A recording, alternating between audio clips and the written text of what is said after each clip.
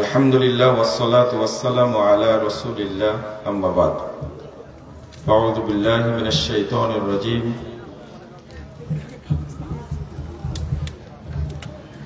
ইন্নানি আনাল্লাহ লা ইলাহা ইল্লা আনা ফা'বুদনি ওয়া আকিমিস সালাতা লিযিকরি وقال صلى الله عليه وسلم أول ما يسأل العبد ويحاسب به صلاته فإن قبل منه قبل سائر عمله وإن ردت رد عليه سائر عمله সম্মানিত ভাই ও বোনেরা, আল্লাহ রাব্বুল আলামিনের প্রশংসা এবং মুহাম্মদ সাল্লাল্লাহু আলাইহি ওয়াসাল্লামের উপরে দরুদ পাঠের পর আপনাদের উপস্থিতির জন্য কৃতজ্ঞতা প্রকাশ করছি। আল্লাহর কাছে দোয়া করছি রব্বুল আলামিন যেন আজকের এই মাহফিলকে কবুল করে নেন, আমিন। যারা আয়োজন করেছেন এবং আমরা যারা অংশগ্রহণ করেছি, আল্লাহ রাব্বুল আলামিন যেন আজকের মাহফিলের ওসিলায় আমাদের সকল পাপ ক্ষমা করে দেন এবং আল্লাহ যেন আমাদেরকে জান্নাতুল ফেরদাউসের মেহমান হিসাবে কবুল করে নেন, আমিন। আপনারা যারা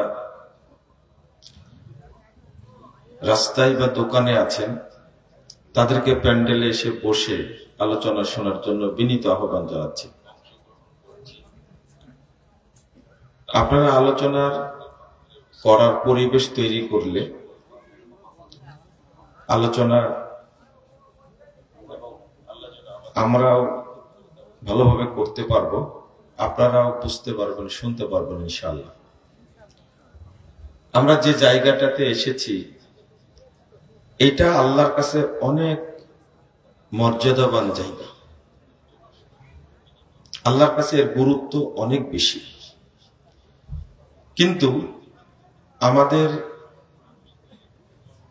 অজানার কারণে বা অজ্ঞতার কারণে আমরা এই ধরনের মাজলিসকে মূল্যায়ন করি না। রাসূলুল্লাহ সাল্লাল্লাহু আলাইহি ওয়াসাল্লাম বলছেন, মা জালাসা কওমুন ইয়াযকুরুনাল্লাহ।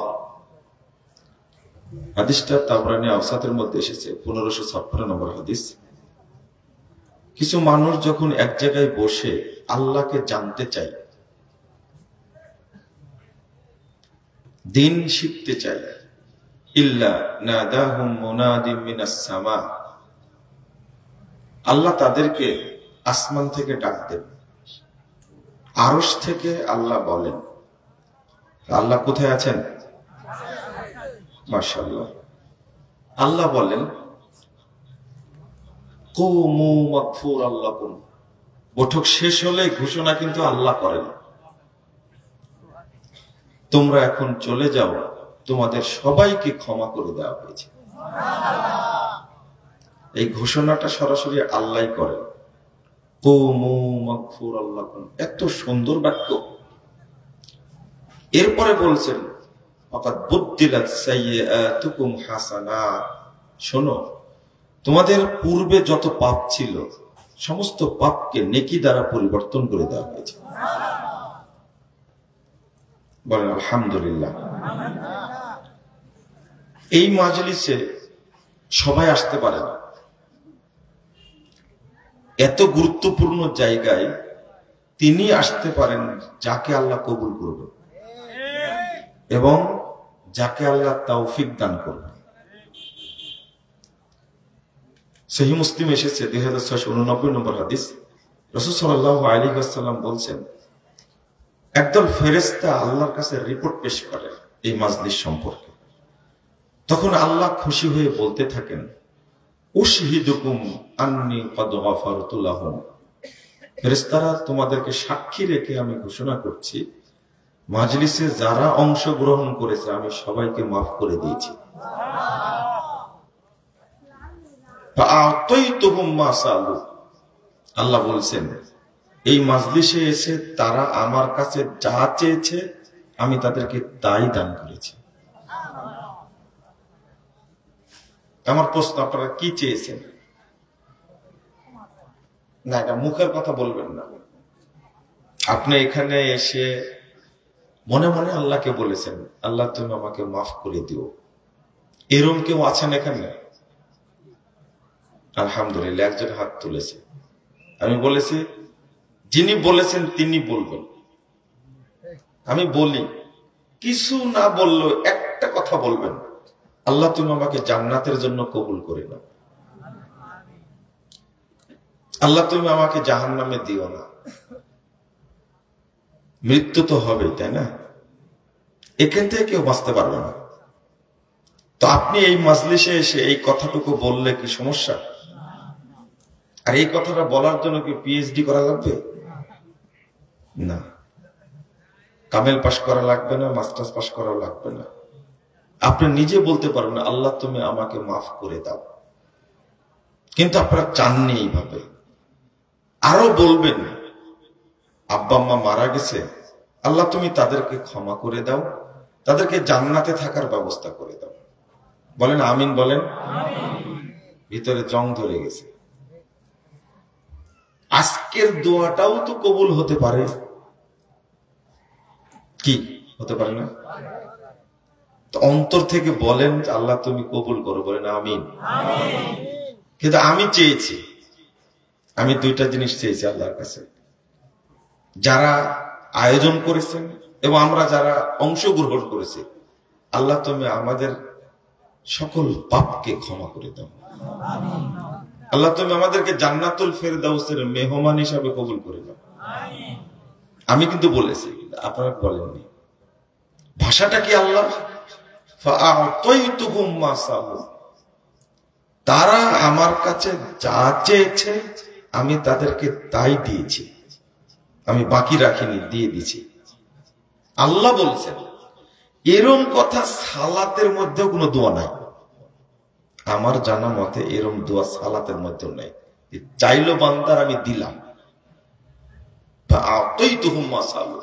শুধু এক জায়গায় আছে, আরাফার ময়দানে বান্দা এসে আমার কাছে চেয়েছে যা, আমি তাদেরকে তাই দান করেছি। একটা হাদিস আসছে, কিন্তু আপনি মিস করলেন। যারা আসেনি, অংশগ্রহণ করেনি, তারা কিন্তু অনেকটাই মানে এই নেকি থেকে বঞ্চিত হলো, তাই না? এর পরের বাক্যটা কি জানেন? রাসূল সাল্লাল্লাহু আলাইহি ওয়াসাল্লাম বলছেন, ওয়া আজারতুকুম মিম্মাস্তাজারু। আর এখানে আসতে যে শ্রম দিয়েছে, সময় ব্যয় করেছে, এর বিনিময়ে আমি তাদেরকে পূর্ণ নেকি দান করেছি। পূর্ণ নেকি মানে কি? যে নেকিটুকু হলে আল্লাহ আপনাকে জান্নাত দিবেন, সেই পরিমাণ নেকি দিয়েছেন। এখন এই সুন্দর কথাগুলো শুনে ফেরেশতারা বুঝতে পারেনি যে আল্লাহ এইগুলো বলবেন। আল্লাহ বলছেন, ইয়া রব, ফেরেশতারা আল্লাহর কাছে বলছেন, ইয়া রব ফীহিম ফুলান আব্দুল খাত্তা। আল্লাহ শুনেন, এদের মধ্যে যে একজন লোক এসে বসে গেছে, ইন্নামা মাররা ফাজালাসা মাআহু, ও এই দিকে যাচ্ছিল, লোকগুলো দেখে সেও বসে পড়েছে। সে শিখতে আসেনি কিছু, এমনি বসে পড়েছে। আপনি কি তাকেও মাফ করে দিলেন? আল্লাহ বলছেন, ওয়ালাহু গাফারতু, আমি ওকে মাফ করে দিয়েছি। আল্লাহ বলছেন, হুমুল জুলাসা, এমন কিছু মানুষ এখানে বসে আছে, তারা আমার কাছে এত প্রিয়, লা ইয়াশকা বিহিম জালিসুহুম, এর মধ্যে সে যেই বসে পড়বে আমি তাকে মাফ করে দেব। কেউ বঞ্চিত হবে না। এত সুন্দর কথাগুলো কিন্তু আমরা অনেকেই বুঝতে পারি না, বুঝি না। আজকে যে বিষয়টা নিয়ে আলোচনা করব, এই ভাইরা দাঁড়া আছেন কেন? বসেন। অন্তত রাসূল সাল্লাল্লাহু আলাইহি ওয়াসাল্লামের হাদিসটার মর্যাদা দেন।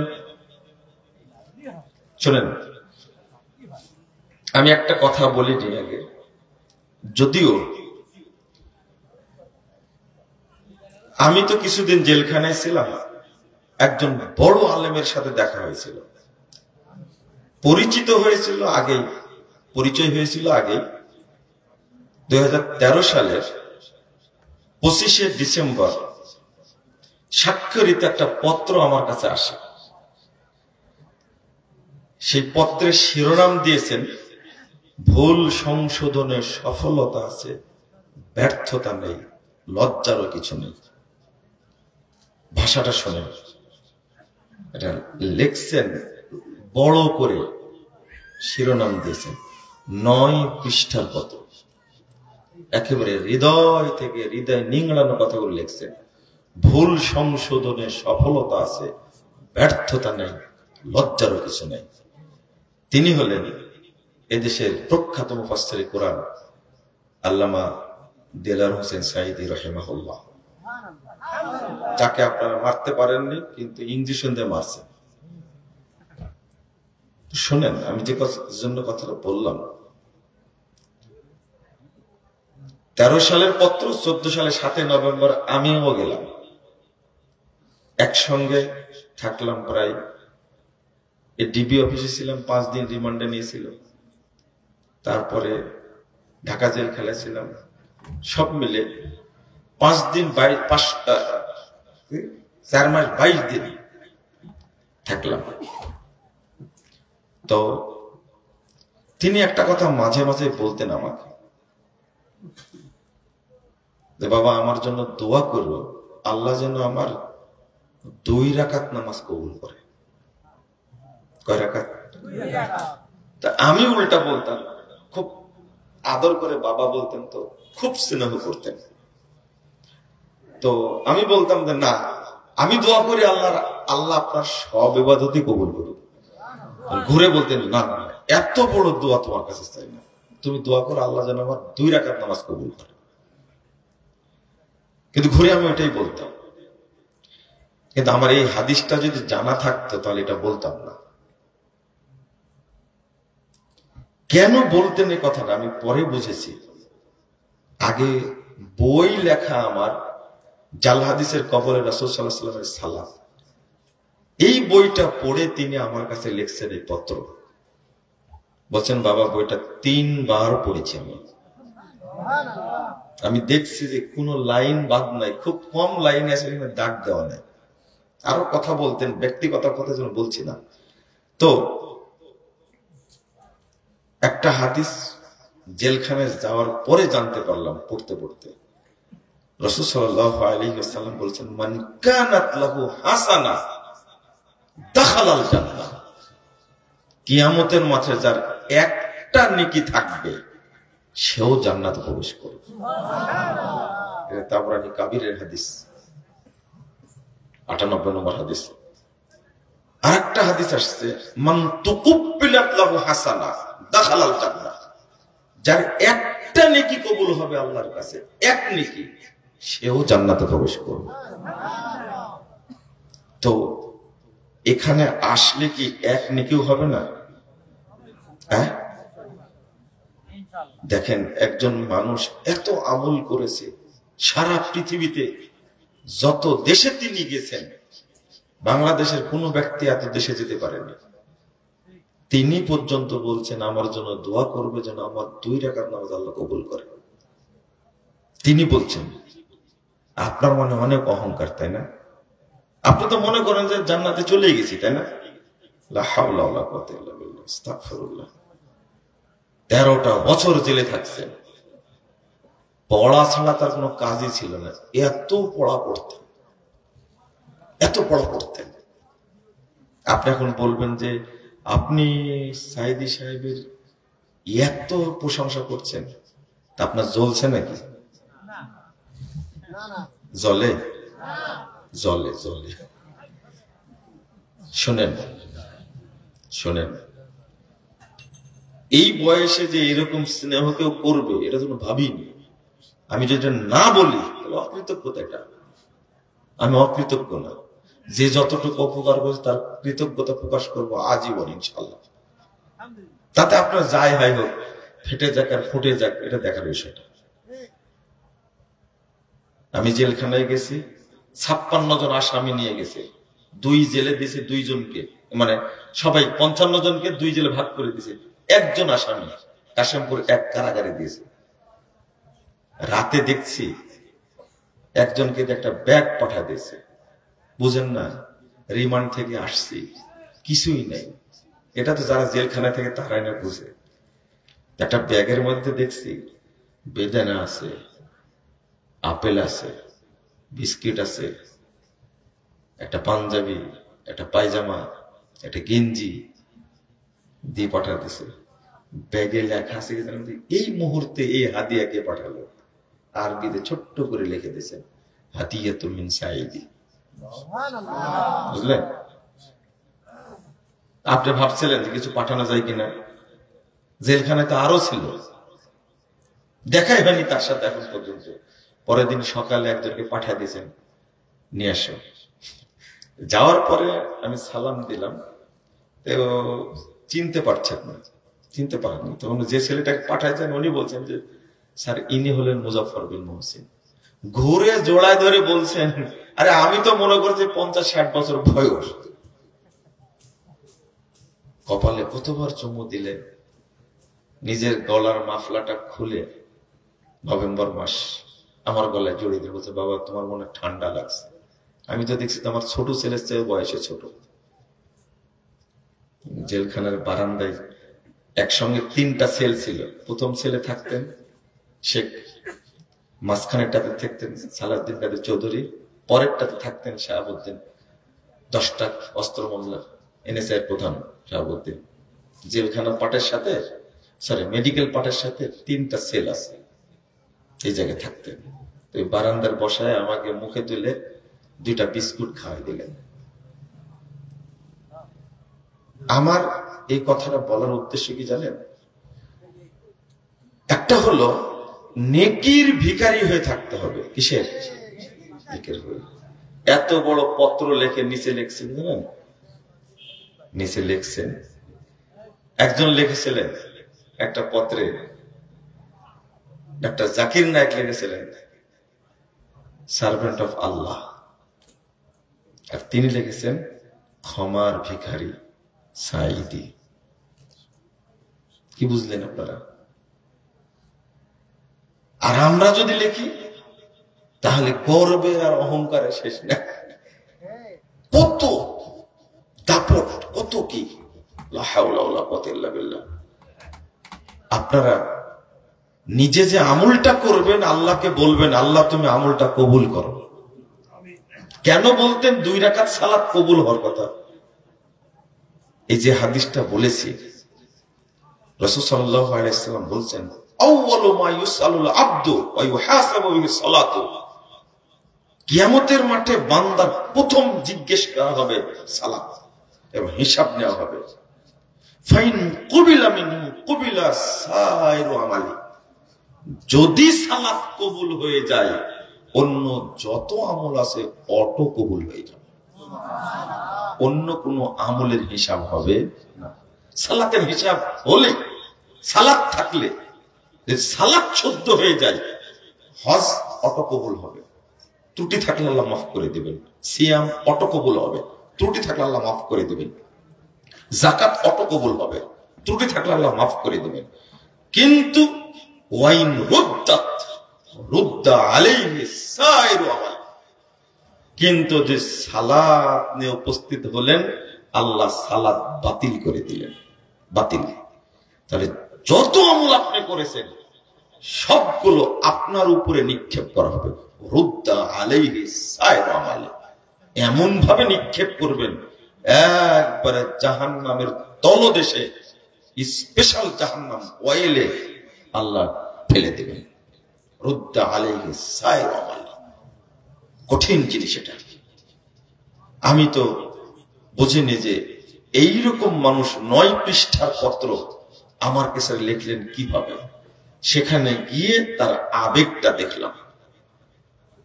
সালাউদ্দিন কাদের চৌধুরী সাহেবকে বাংলাদেশের মানুষ মেরে, লা হাওলা ওয়ালা কুওয়াতা ইল্লা বিল্লাহ, এত জ্ঞানী মানুষ, তিনি বলতেন বেটা আর এর বলতেন বাবা। আগে তো কিছুই বলতে পারেন, এখন মাঝে মাঝে কথা আসে তাই বলি। সালাউদ্দিন কাদের চৌধুরী কি অপরাধ করেছিলেন?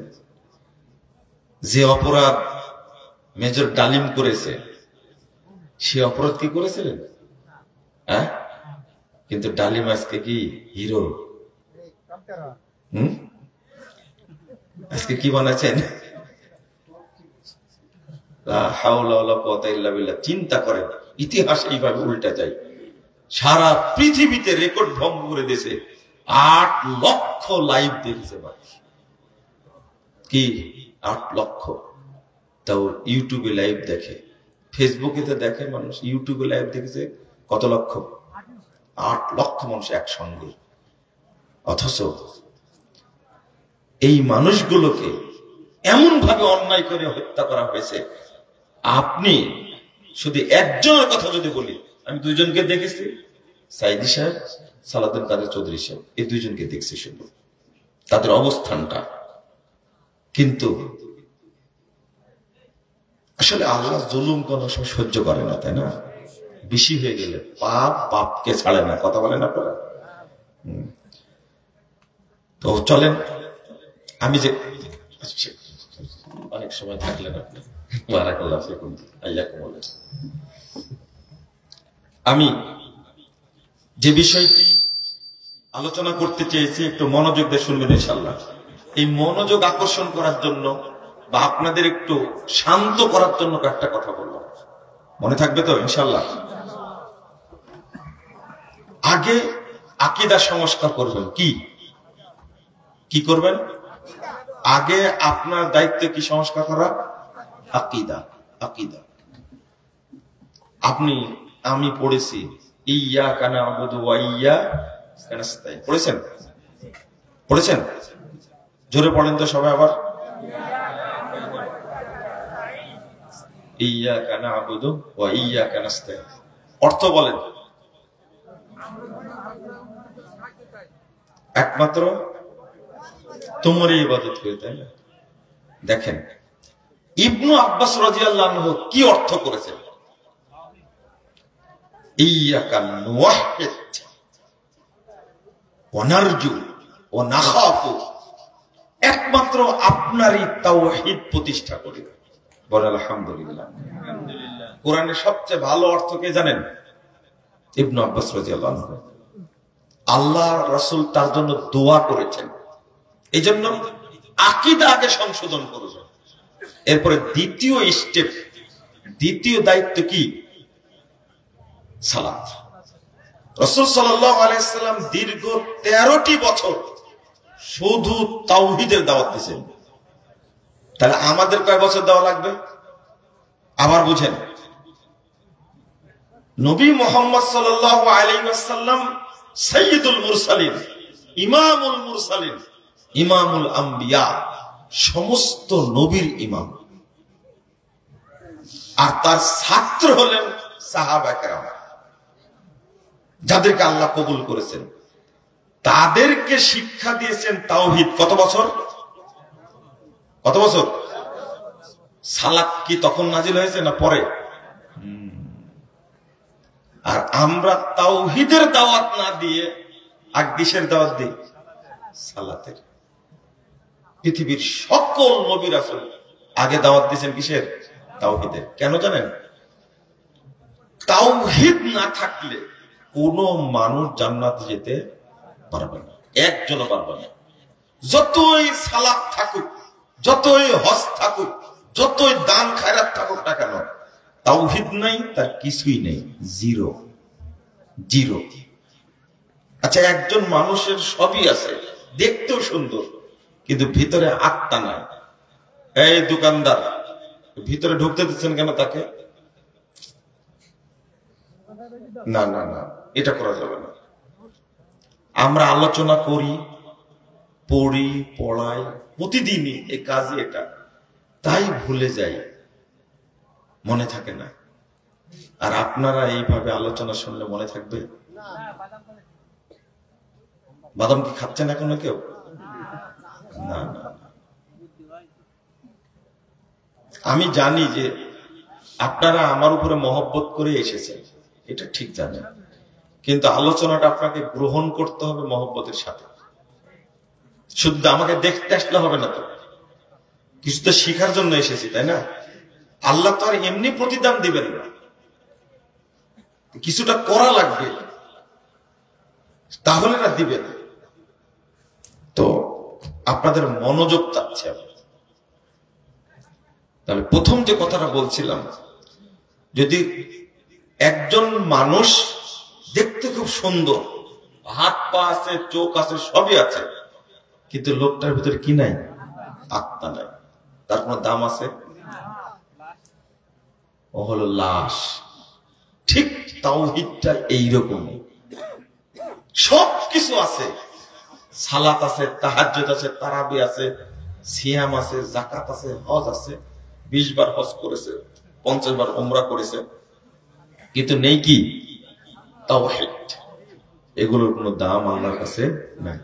কিন্তু উল্টাটা চিন্তা করেন, কিছুই নাই, শুধু কি আছে? তাওহীদ। আল্লাহ তাকে জান্নাত দান করবে। কয়টা হাদিস দিবেন? কয়টা হাদিস দিবেন আপনি? আয়াত দিবেন কয়টা? শুধু তাওহীদ আছে। আপনাদের জানাও আছে কিছু কিছু বিষয়, কিছু কিছু বিষয় জানাও আছে। একজন ব্যক্তি সম্পর্কে রাসূল সাল্লাল্লাহু আলাইহি ওয়াসাল্লাম বলছেন, একটা হাদিস আসছে 3470 নম্বর হাদিস সহিহ বুখারীর মধ্যে, একজন ব্যক্তি একজন না 99 জন মানুষকে হত্যা করেছে। কয়জনকে? 99 জন মানুষকে হত্যা করেছে। অবশেষে তার মধ্যে বোধ আসছে, বাঁচার জন্য আলেমের কাছে গেছে। আলেম তো না, গেছে কার কাছে? দরবেশের কাছে। কার কাছে? দরবেশের কাছে। দরবেশকে বলছে যে আমি তো এই অন্যায়। দরবেশ তো ইলম কালাম নাই, ঠিক আমাদের দেশের ভাইরাস বক্তাদের মতো। আপনারা ভাইরাল বলেন তো, ভাইরাল ইংরেজি শব্দটার দাম আছে, এই দামের যোগ্য তারা না, এই জন্য আমি ভাইরাস বলি। করোনা শুধু খায় মানুষকে, কিন্তু এই ভাইরাস বক্তা আকীদা খায়, আমল খায়, ওর জীবনও খায়। এই জন্য আমি ভাইরাস বলি। রাগ করেন আপনারা? রাগ করেন আপনারা, বুঝি তো। আমার কথা বুঝতে আপনার 10 বছর লাগবে। কয় বছর? 10 বছর পরে বলবেন যে মুজাফফর ঠিক বলেছিল। ওই সময় পর্যন্ত অপেক্ষা করেন আপনারা। বুঝেননি কথা? অপেক্ষা করেন সেই সময় পর্যন্ত। তো এই লোকটা এরকম ভাইরাস লোকের কাছে গেছে, দরবেশের কাছে গেছে। দরবেশ বলছে তোমার বাঁচার কোনো পথ নাই। তো বলছে তোকেও মারি তাহলে। 100 পুরে ফেলেছে। হ্যাঁ, তাহলে কয়জন হয়ে এবার? এবার গেছে আলেমের সাথে সাক্ষাৎ, ও তুমি ওই গ্রামে যাও। আল্লাহু আকবার। এই যে বাঁচার জন্য ঘুরছে, এই লোকটি কি নামাজ পড়েছে একদিনও? পড়েনি। সিয়াম পালন করেছে? আরে 99 জন মানুষকে মারছে, আর এক পীরকেও মারলো, দরবেশকেও মারলো। কয়জন হলো? 100 জন হলো। এত বড় পাপী মানুষ, কিন্তু সে ছুটে বেড়াচ্ছে কি করার জন্য? বাঁচার জন্য, বাঁচার জন্য। তো লোকটা যেতে ঘুরতেই ওখানে মারা গেছে। একটু বুকটা এগিয়ে দিল বাঁচার জন্য, শেষ মুহূর্তে আল্লাহ আমি চাই। কিন্তু গ্রাম তো অনেক দূরে, তাই না? এখন তার কাছে চলে আসছে জাহান্নামের ফেরেশতা। কিসের ফেরেশতা? ঠিকই তো আসবেই তো, তাই না? কারণ হক জাহান্নামের ফেরেশতারা আত্মা নিয়ে যাবে। আবার জান্নাতের ফেরেশতাও আসছে, আল্লাহ পাঠিয়ে দিয়েছেন, যাও। ফাকতাসাবাতুল মালায়েকা, এই 2 শ্রেণীর ফেরেশতা লাগছে দ্বন্দ্ব। কি লাগছে? দ্বন্দ্ব লাগছে, তর্ক বিতর্ক। ওরা বলছে আমরা নিয়ে যাবো, ওরা বলছে আমরা নিয়ে যাবো। তখন আল্লাহ বললেন কি সুবাই না কুমার, আচ্ছা ঠিক আছে, একটা কাজ করো তোমরা, দেখো তো, দেখেন হিসাবটা কি, আল্লাহর হিসাবটা কি। বলছেন যে আচ্ছা তোমরা মাপো, দেখো তো এই লোকটা যেদিকে বেশি গেছে এই ফেরেশতারা পাবে, কিন্তু মরেছে তো ওই জায়গাতে, ওই গ্রামে মারা যায়নি। কিভাবে মেপে কি হবে? এবার আল্লাহ রাব্বুল আলামিন জমিনকে বলছেন তাবাতি, তুই দূরে যা, যেখানে মারা গেছে তুই দূরে চলে যায়। আর যে জমিনটা যেখানে আলেম আছে বলছে তুমি কাছে আসো। কে বলছেন এটা?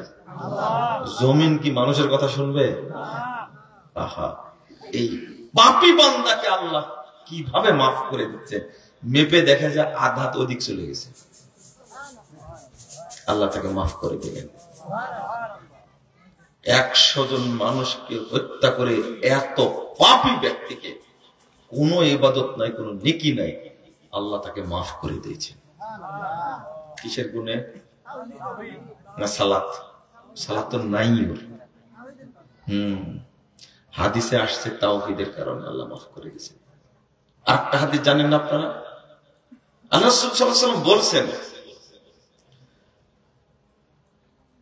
মাতা রাজুলুন লাম ইয়ালাম ইয়ামাল হাসানাতান কাত। একজন লোক মারা গেল, তার কোনো নেকি নেই, এক নেকিও নাই। আল্লাহ রাসূল সাল্লাল্লাহু আলাইহি ওয়াসাল্লাম সেই মুসলিম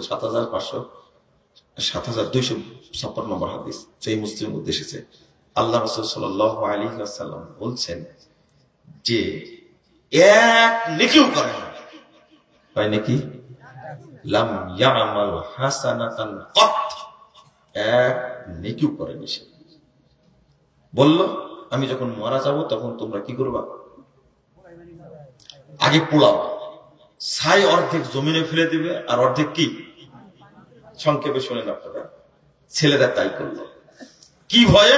এই দেখেন দেখেন, পাপ করার পরে বাড়তে বলছেন লাইন কদর আল্লাহ আলাই, যদি আল্লাহ আমাকে ধরতে পারে,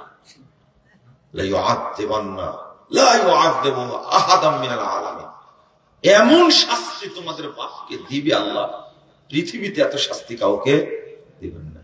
এবার তাওহীদ ভিতরে আসছে। আল্লাহ এই মুস্তাদ আহমদের হাদিসের মধ্যে আসছে তাওহীদ শব্দটা আসছে, তার মধ্যে তাওহীদের কারণে আল্লাহ তাকে মাফ করে দিলেন। হ্যাঁ, কাদের? ওদের মধ্যে তাওহীদ আছে।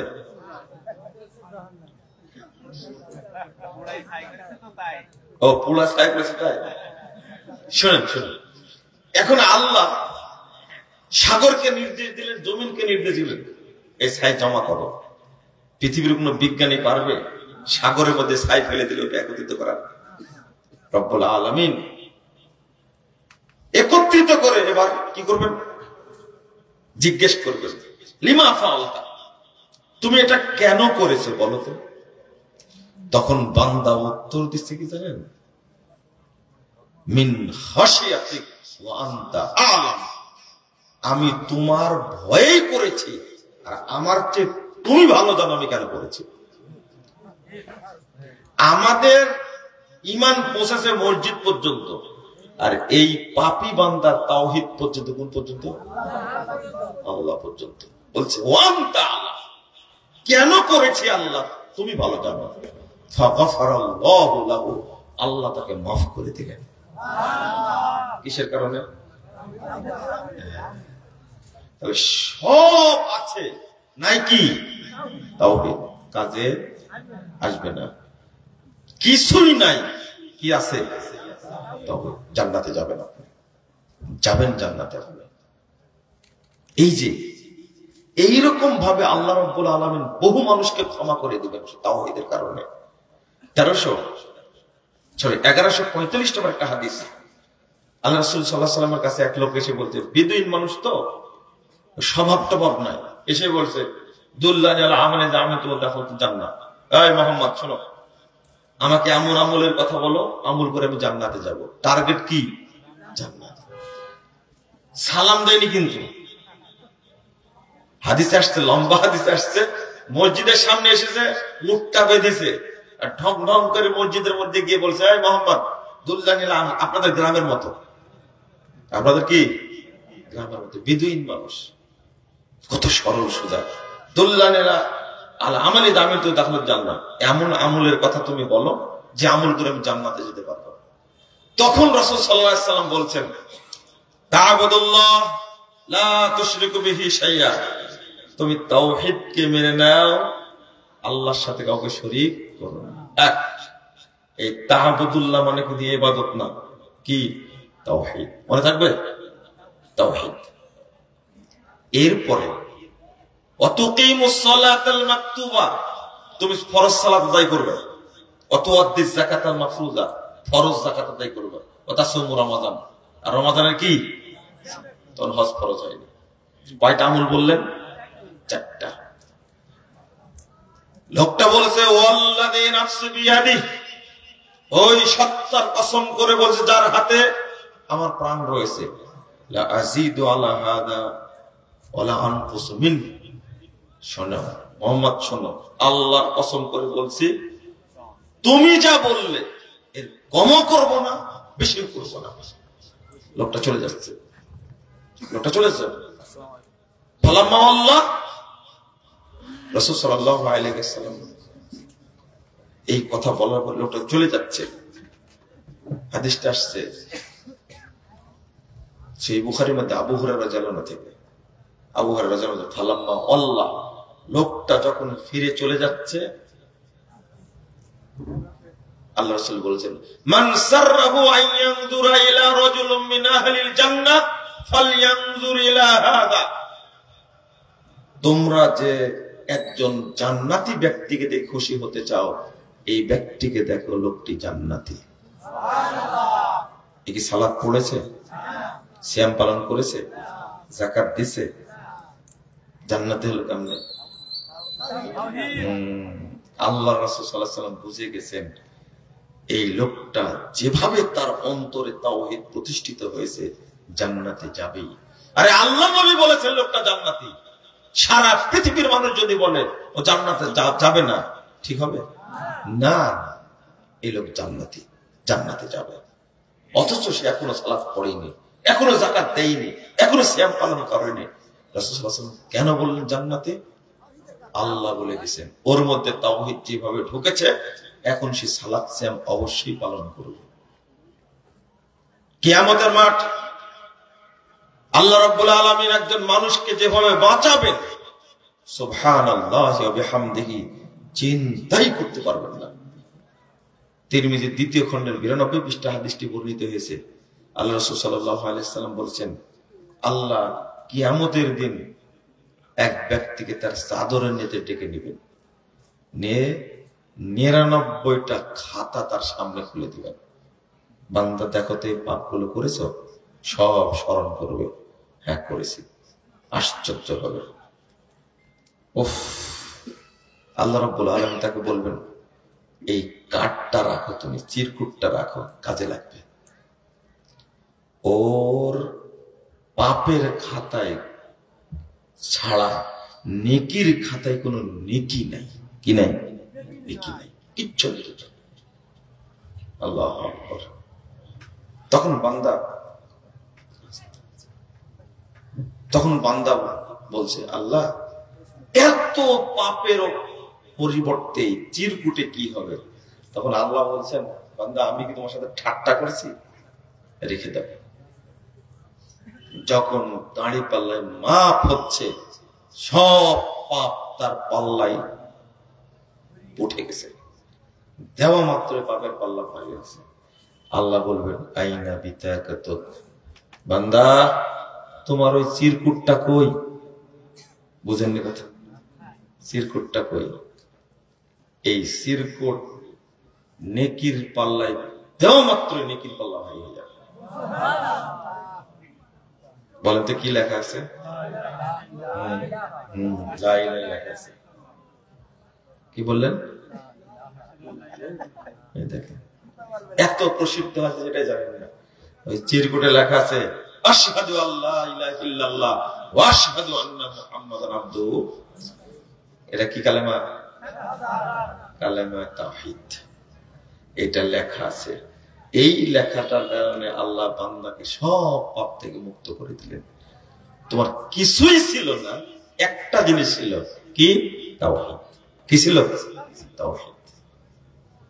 তবে এমন একটা ঘটনা শোনান তো আপনারা দেখি, তাওহীদ বাদ দিয়ে সালাত আছে আল্লাহ মাফ করে দিয়েছেন, রেকর্ড নেই, ওর হিসাবই হবে না।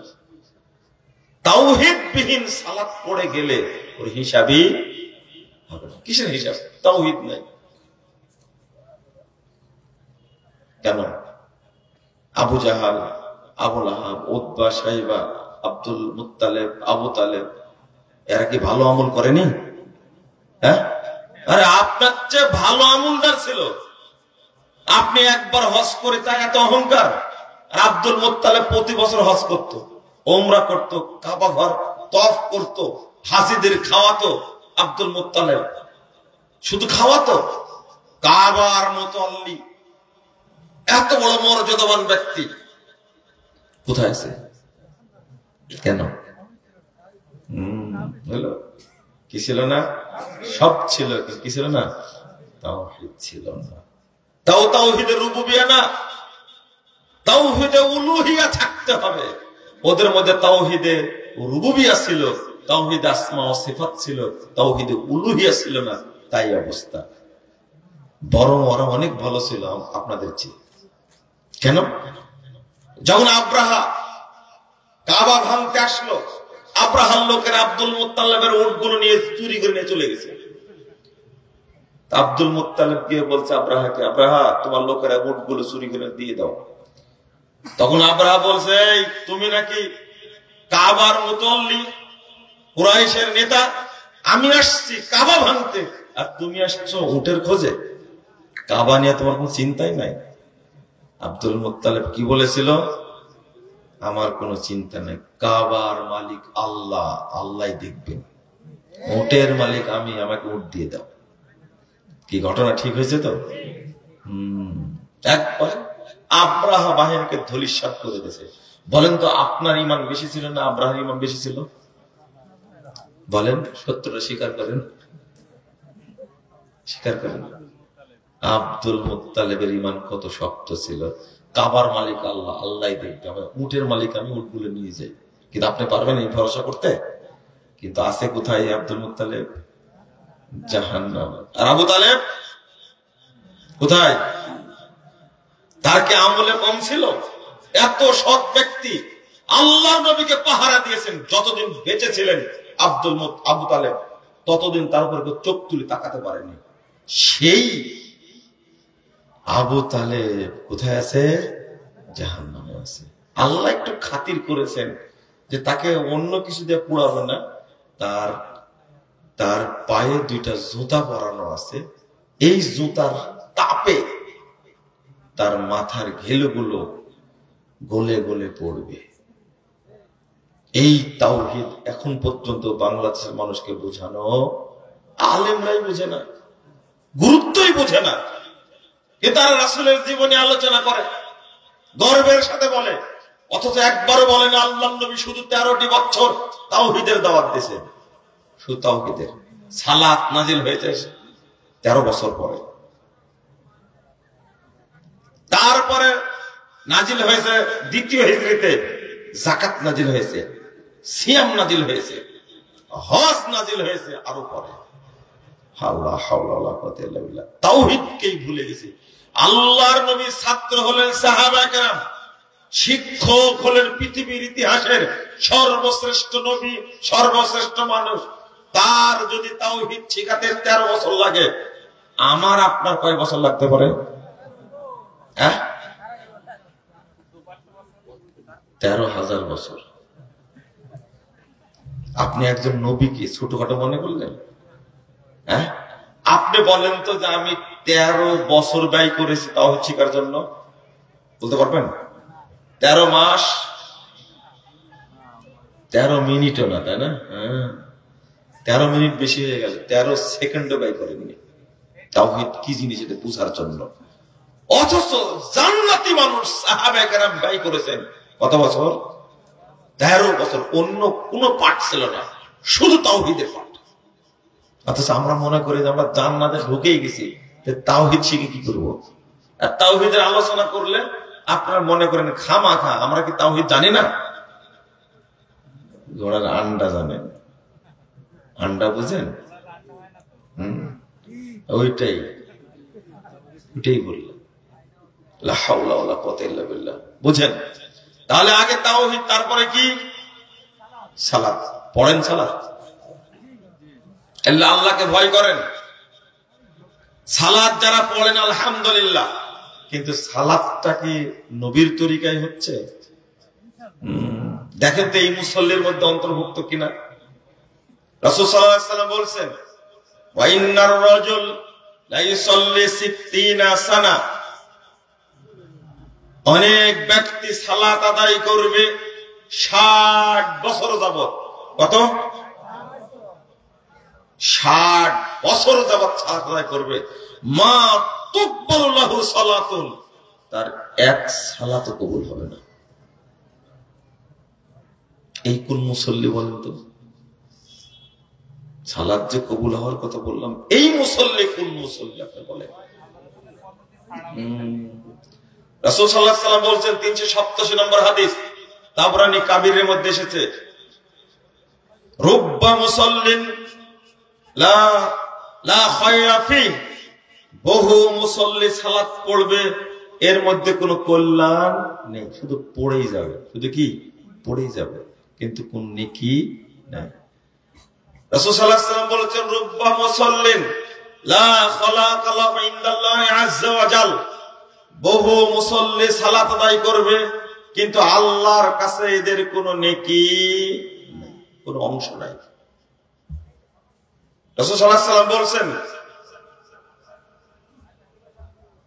ইয়াতি আলান নাসে জামান, মানুষের সামনে একটা যুগ আসবে, একটা সময় আসবে, ইয়াস্তামিউনা ইয়াসাল্লুনা ফিল মাসাজিদ, মানুষরা দলে দলে মসজিদে যাবে, সালাত আদায় করবে, দলে দলে মসজিদে যাবে, সালাত আদায় করবে, সব মসজিদ মুসল্লি দ্বারা পূর্ণ থাকবে, ওয়ালাইসা ফীহিম মুমিন, কিন্তু কোন মসজিদে একজন ইমানদার পাওয়া যাবে না। শুধু মুসল্লি আছে, কিন্তু কি নাই? ইমানদার না। 30,992 হাদিস মুসান্নাফ ইবনে আবি শাইবার মধ্যে এসেছে। আপনি আমাকে বোঝান তো দেখি, এই হাদিসগুলো দ্বারা কি বুঝেছেন? মুসল্লি আছে কিন্তু ইমানদার নাই, সব কি? কাফের, মুশরিক, মুনাফিক, নামাজ পড়ে কিন্তু কি নাই। এই জন্যই আগে ইমানের শিক্ষা দিয়েছেন রাসূল সাল্লাল্লাহু আলাইহি ওয়াসাল্লাম। সাহাবায়ে আমাকে ইমানের কথা বলেছেন, তবে ইমানবিহীন নামাজ পড়া আর ওযুবিহীন নামাজ পড়া দুটোর মধ্যে পার্থক্য আছে। হ্যাঁ, বাংলাদেশে কোনো পাগলও নাই যে ওযু ছাড়া নামাজ পড়ে। আছে পাগলকেও দেখবেন যে ওযু করার জন্য ওযুখানায় গেছে, নামাজ পড়ে তাই। আপনারা কেউ গেছেন নাকি ওযু ছাড়াই? কেউ পড়েছেন কোনো ওযু ছাড়া নামাজ পড়েছেন? কোনো পাগলও পড়বে না, মানে ও জানা আছে ওযু ছাড়া সালাত হবে না। কিন্তু মুসল্লি আছে কি নাই? ইমানদার নাই। বলেন তো কবুল হবে কিনা? যদি 1000 বছর পড়ে, যদি 10,000 বছর পড়ে, ওযু বিহীন কোন লোকটা নামাজ পড়ছে 10,000 বছর, কয় ওয়াক্ত কবুল হবে? হ্যাঁ, ও 10,000 বছর বাঁচবে না। কেন আমি বললাম বলেন তো তাহলে? হ্যাঁ, আপনি তো 100 বছর পড়ছেন, আপনি 100 বছর না বলছেন, 90 বছর বছর, 90 বছর না বলছেন, 80 বছর বছর, 80 বছর না বাঁচলেন, 70 বছর বাঁচেন তো। এই 70 বছরে ইমানবিহীন আপনি নামাজ পড়ছেন, কবুল হবে? হবে? এইটা যদি জানেন, তাহলে ইমান সম্পর্কে জানেন না কেন? আগে এই বিরক্ত বোধ করেন কেন? মানুষকে বোঝায় যে আপনার গায়ে তাবিজ আছে। কি আছে? আপনার মারা গেছেন, আপনার বেটা, আপনার ছেলে গোসল দিতে গিয়ে দেখছে আপনার কোমরে তাবিজ। বলেন তো আপনি মুমিন কিনা? হ্যাঁ, এখন কি হবে? আপনাকে ধোয়ানো যাবে? গোসল করানো যাবে? আপনাকে কাফন পরানো যাবে? আপনাকে কি কবর দেওয়া যাবে? না, আর হুকুম নাই। ও দিবেন, পুঁতবেন। পুঁতা বোঝেন? হ্যাঁ, কুকুরকে কিভাবে পুঁতেন? হ্যাঁ, পায়ে দড়ি দিয়ে, তারপরে কি? শোনেন শোনেন শোনেন, বেনামাজি চিনেন আপনারা? চিনেন? কাকে বলে? যে নামাজ পড়ে না। আর যে রমাদানে পড়ে সারা বছর পড়ে না, সে ও রমজান মুন্সি বানা দিচ্ছেন। তাও ওকে মুন্সি বানা দিলেন আপনি। ও হলো ট্যালেন্ট কাফের, ও হলো ধূর্ত কাফের। আর যারা জুমার দিনে পড়ে এরা কি? এরা হলো অভিজ্ঞ কাফের। এদেরকে মুসলিম বলার কোন সুযোগ নাই। আরে নামাজি মানুষ 70 বছর যাবত পড়ছে, এক ওয়াক্ত সালাত ইচ্ছা করে জহর পড়তে পারেনি, আসরের টাইম হয়েছে, তাই কাফের হয়ে যায়?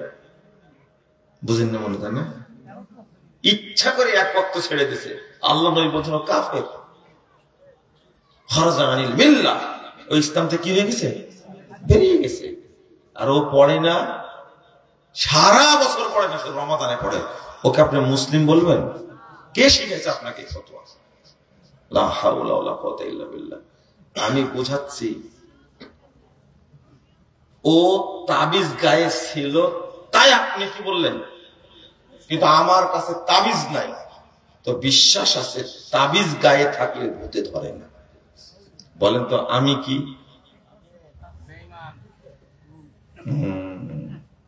আমার গায়ে নাই, কিন্তু আমি জানি, আকীদা আছে আমার, যে তাবিজ দিলে দাঁতে পোকা ধরে না। বলেন তো আমার আকীদা আর যে তাবিজ দেয় তার আকীদার মধ্যে পার্থক্য আছে?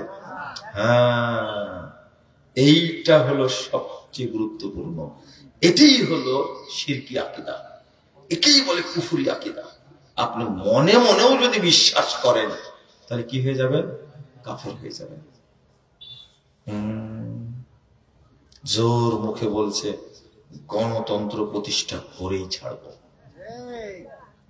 এটা গণতন্ত্র না, খুনতন্ত্র, ওটা ধর্ষণতন্ত্র, একটা স্বৈরতন্ত্র। বুঝেননি কথা? আল্লাহ বলছে 100 নম্বর আয়াত সূরা আল ইমরান, ইয়া আইয়ুহাল্লাযীনা আমানু ইন তুতিউ ফারিকাম মিনাল্লাযীনা উতুল কিতাব ইয়ারুদ্দুকুম বাদা ঈমানিকুম কাফিরিন। ঈমানদারগণ শোনো, তোমরা যদি ওদের আনুগত্য করো যাদেরকে কিতাব দেয়া হয়েছে, ইহুদি খ্রিস্টান বিধর্মী, ইয়ারুদ্দুকুম বাদা ঈমানিকুম কাফিরিন, তাহলে তারা তোমাদেরকে ঈমান আনার পরে কাফের বানায় দিবে। ধর্মনিরপেক্ষতাবাদ এমনি কি বাজারজাত করেছে? কাদের উপরে করেছে? মুসলিম রাষ্ট্রে। কেন? জাতীয়তাবাদ কেন মুসলিম রাষ্ট্রে বাজারজাত করেছে? গণতন্ত্র কেন মুসলিম রাষ্ট্রে বাজারজাত করেছে? ওরা কাফের বানানোর জন্য। কি বানানোর জন্য? এই যে সংবিধান সংস্কার করতে গিয়ে গণতন্ত্র রেখে বাকি 3টা আউট করে দিছে। কমিউনিজম বাদ দিয়ে দিছে, ন্যাশনালিজম বাদ দিয়ে দিছে, সেকুলারিজম বাদ দিয়ে দিছে, আর এক খেতা রেখে দিছে। সেটা কি? গণতন্ত্র রেখে দিছে। আমি বলি যে এই খেতাও সরান। এই বাংলাদেশের সংবিধানের দরকার নাই। এদেশ মুসলিমদের দেশ, কোরআন এবং সুন্নাহই হবে সংবিধান। নতুন সংবিধান লাগবে না, আমাদের দরকার নাই। এত ইখতিলাফ করেন কেন? আর যারা মনে করে দুইটা মিলেই চলবো, আল্লাহ রাব্বুল আলামিন বলছেন 150 151 নম্বর আয়াত সূরা নিসা। রাগ করেন না, শুনে নেন কথাটুকু। ইয়াকুলুনা আনামিনু বিবাদি নাকফুর বিবাদ ওয়া ইউরিদুনা আন ইয়াত্তাখিযু বাইনা যালিকা সাবিলা। তারা বলে কিছু এখান থেকে নেব আর কিছু এখান থেকে নেব, কিছুর প্রতি ঈমান আনবো আর কিছুর প্রতি কি কুফরি করব। ওয়া ইউরিদুনা আন ইয়াত্তাখিযু বাইনা যালিকা সাবিলা, এই দুইটা মিলে একটা রাস্তা তৈরি করব, সুন্দর পথ। কি সুন্দর হচ্ছে না আজকে? এভাবে সংস্কার করছে হুজুরেরা বসে বসে। কিভাবে বাংলাদেশ সংবিধান লেখা যায়? সব মূর্খ, এরা সংবিধান লিখছে। বুঝেননি কথা? বাংলাদেশের মানুষ হলো মুসলিম, আর সংবিধান প্রণয়ন করছে কারা? মূর্খরা। মূর্খরা জীবনে মানবে মুসলিমরা এটা? ওরা দুইটা মিলে সাজাচ্ছে যেন টুপিওয়ালাটা খেপে না যায়। বুঝেননি কথা? টুপিওয়ালা যেন খেপে না যায়, তাদেরকে সন্তোষ রাখতে হবে। লা হাওলা ওয়ালা কুওয়াতা ইল্লা বিল্লাহ।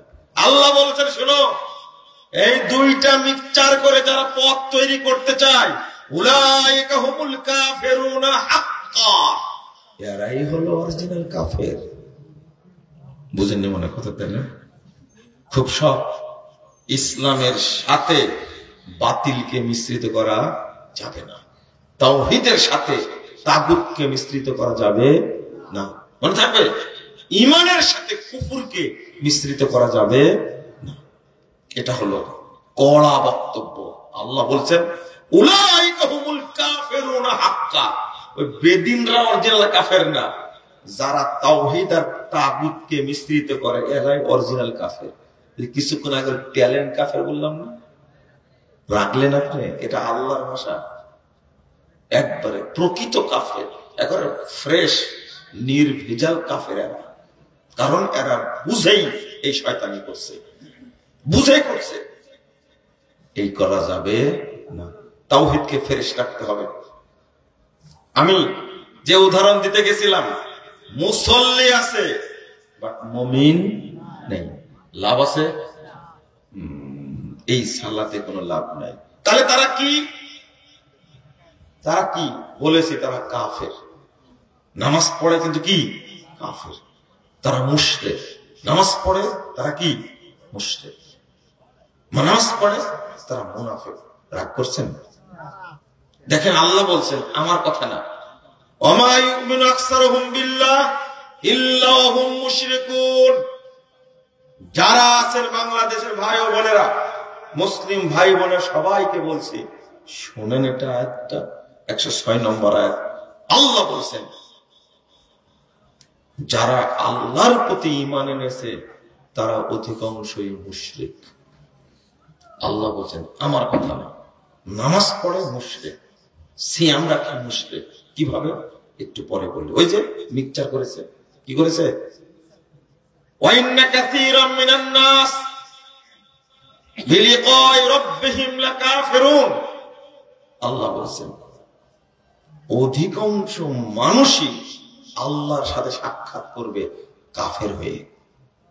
বিলিকাই রাব্বিহিম কাফিরুন, লা হাওলা ওয়ালা কুওয়াতা ইল্লা বিল্লাহ। আল্লাহর সাথে সাক্ষাৎ করবে, তার রবের সঙ্গে সাক্ষাৎ করবে কাফের অবস্থায়। কি অবস্থায়? কাফের অবস্থায়। এটা বললাম হলো? আমি কি কাফের বললাম না? আল্লাহ বলছেন। আল্লাহ বলছেন। বাংলাদেশের মানুষকে ভাগ করেন এবার আপনারা। দুই ভাগ করলেই চলবে। এক ভাগ ধর্মের সাথে জড়িত, তাই না? আর এক ভাগ বস্তুবাদী রাজনীতির সাথে জড়িত, কুফরি রাজনীতির সাথে জড়িত। যারা ধর্মের সাথে জড়িত, আপনি নিজেই বলেন, এরা অধিকাংশই মাজার পূজারী, তাই না? অধিকাংশ কি পীর পূজারী, তাই না? কয়জন মানুষ আছে যে মাজার পূজা করে না?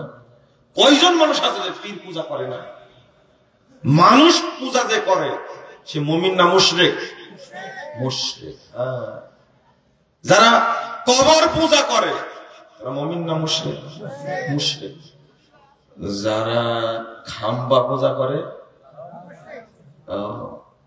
যারা শহীদ মিনার পূজা করে, হায় হায়, কই মুমিন? কই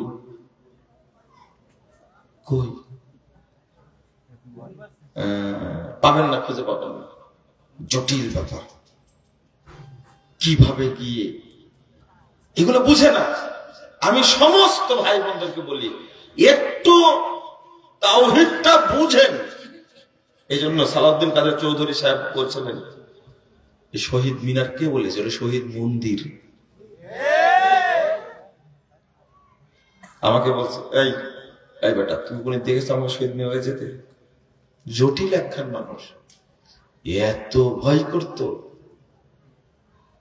হায়, ভয় মানে কি?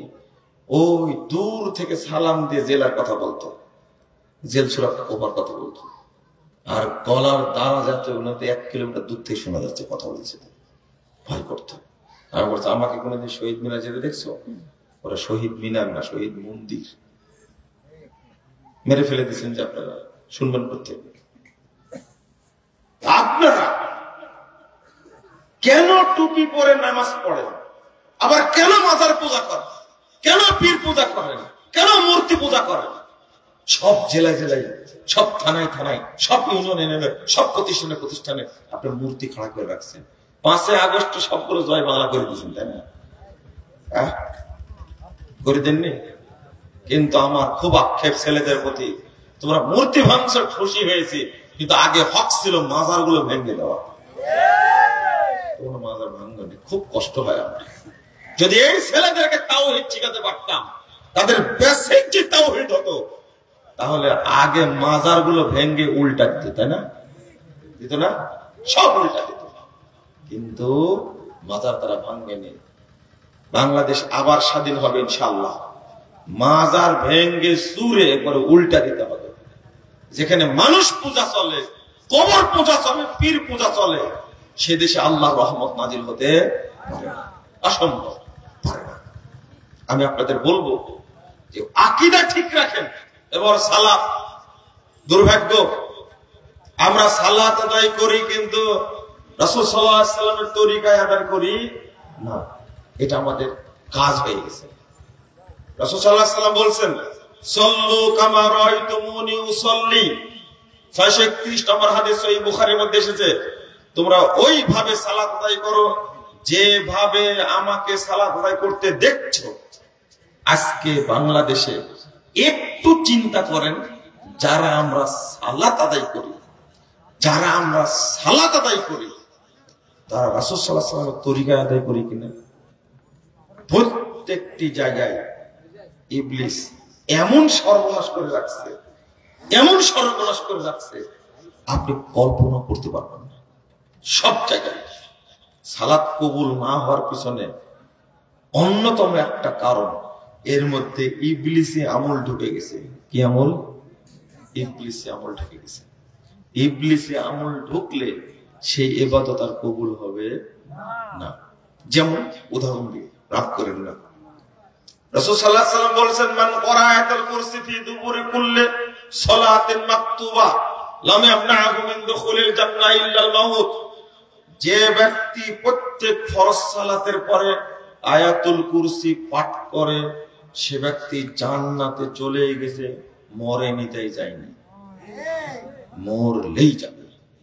কিন্তু ইবলিস কি অত পাগল আপনাকে জান্নাতে যাওয়ার জন্য এত সুন্দরভাবে রেডি করে দিবে? দাড়িটা সরায়া কি করলেন? এটা দাড়িটা সরায় কি করলেন? এই যে ফোঁটা মারি দিলেন আপনি, এটা কার সুন্নাত? এটা শয়তানের সুন্নাত, রাইট? আমি এটাই বোঝাতে চাচ্ছি আপনাদের, শুধু এতটুকু বুঝেন। সব জায়গায় ইবলিস এক একটা করে ডোজ বসা রাখছে। কিসের ডোজ? বিদআতের ডোজ। ইবলিসের 7 দফা কর্মসূচি আছে। কয় দফা? ইবলিসের দফা মাত্র কয়টা? 7টা। প্রথম দফা হলো ইবলিস মানুষকে কাফের বানায়। কি বানায়? কাফের বানায়। 2 নম্বর দফা হলো ইবলিস মানুষকে বেদাতি বানায়। কি বানায়? বেদাতি বানায়। আবার বুঝেন, ইবলিসের কয় দফা কর্মসূচি? 7 দফা। প্রথম কাজ কি ওর? মানুষকে কি বানায়? কাফের বানায়। যদি কাফের বানাতে না পারে, তো ইবলিস নতুন নতুন আমল সামনে দিয়ে আপনাকে বেদাতি বানায়। তৃতীয় দফা কর্মসূচি হলো মানুষকে কাবিরা গুনাহগুলো করায়। তাহলে শিরক এবং বেদাতকে ইমাম ইবনুল কাইয়্যিম রাহিমাহুল্লাহ তিনি কাবিরা গুনাহ আগে উল্লেখ করেছেন। এই যে বেদাত করেছে, এত সুন্দর করে ফোঁটা মারলো, এই যে ফজিলত যে ছিল, ফজিলের গোষ্ঠী শেষ। কত সুন্দর করে বলছে। কোরআন 3 পারা পড়লো, পড়ার পরে মহব্বতের সাথে বলছে সাদাকাল্লাহুল আযীম।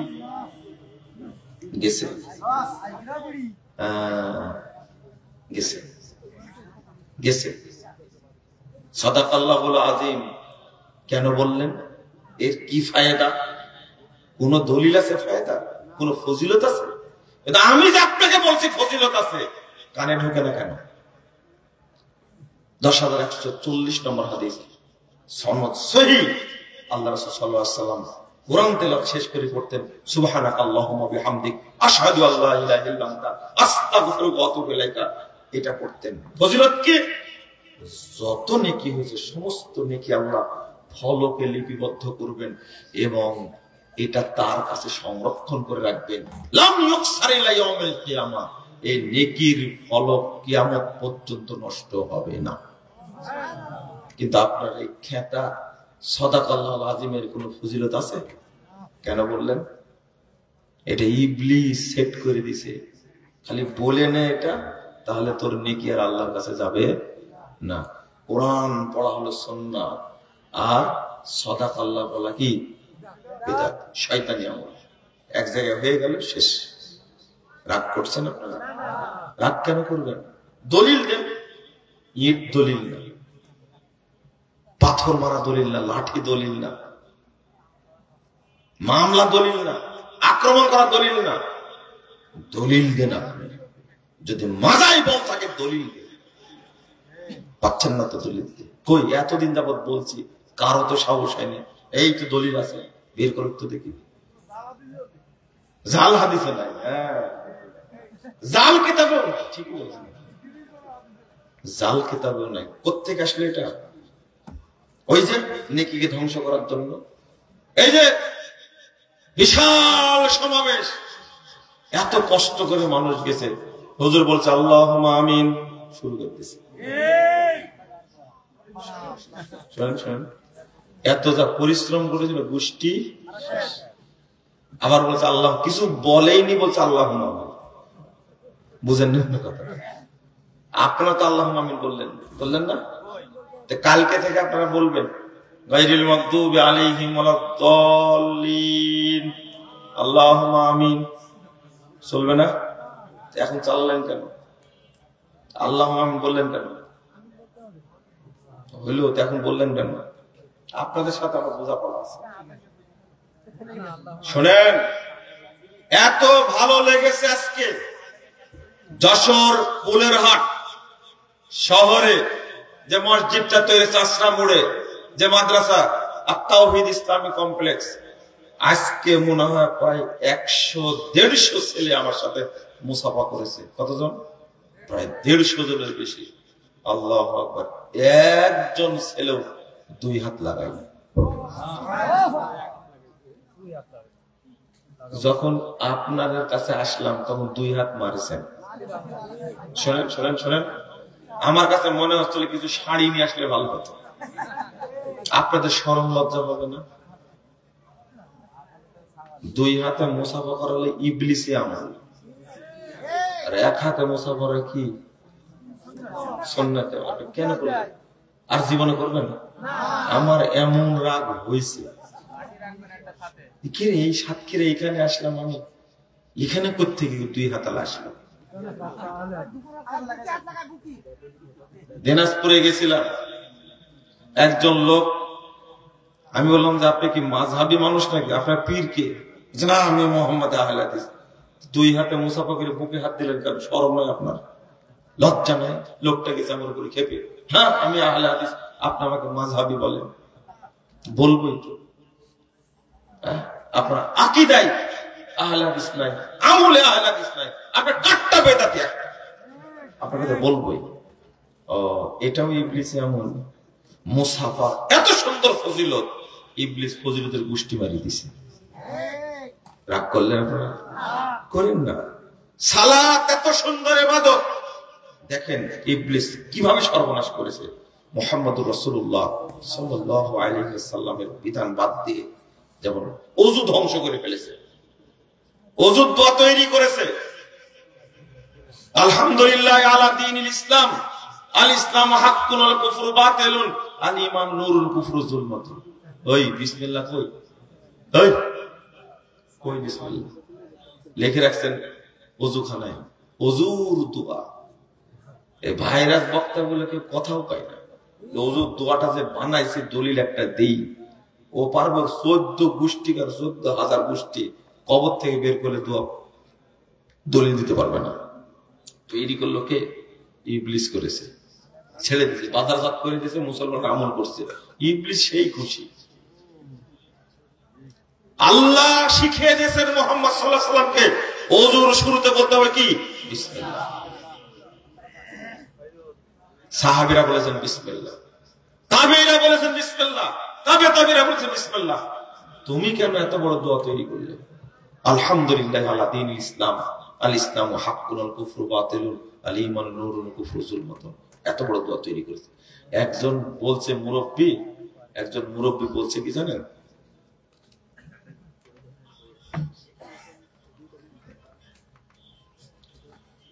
বলছেন যে এত বড় দোয়া জাল, বুঝেন না? খুব আশ্চর্য, বলেন কি এত বড় দোয়া জাল? আমি বললাম যে এই জন্য বড় করে তৈরি করেছে, আপনাকে ধোকা দেওয়ার জন্য। যুখরুফাল কওলে গুরুরা, আল্লাহ বলে দিচ্ছেন শয়তান আবিষ্কার করে যেগুলো, সেগুলো হলো কি? খুব চমৎকার, মনোমুগ্ধকর, চাকচিক্যময়, ধোকা দেওয়ার জন্য এমন ফজিলত মারিয়ে দিয়েছে শয়তান। আপনি তো পাগল হয়ে গেছেন, সেই পাগল হয়ে গেছেন। তাই তো এত সুন্দর ফজিলত। এই যে ওযুর শুরুতে বিসমিল্লাহ বাদ দিয়ে আপনার তৈরি করে দোয়া শুরু করেছেন, ওযুর গোষ্ঠী শেষ। ওই জন্য তো নামাজ পড়েন, চুরি করেন, নামাজ পড়েন, জেরা করেন, এই জন্য তো নামাজ পড়েন, মদ খান, নামাজ পড়েন, মিথ্যা কথা বলেন, নামাজ পড়েন, ডিসি অফিসে বসে আপনি দুর্নীতি করেন, এসপি অফিসে বসে দুর্নীতি করেন, পুলিশ স্টেশনে চাকরি করেন, দুর্নীতি করেন, সচিবালয়ে বসে দুর্নীতি করেন, কাস্টমসে বসে দুর্নীতি করেন, বিদ্যুৎ অফিসে বসে দুর্নীতি করেন, চুরি করেন, আত্মসাৎ করেন, কাস্টমসে বসে দুর্নীতি করেন। আপনি কেন?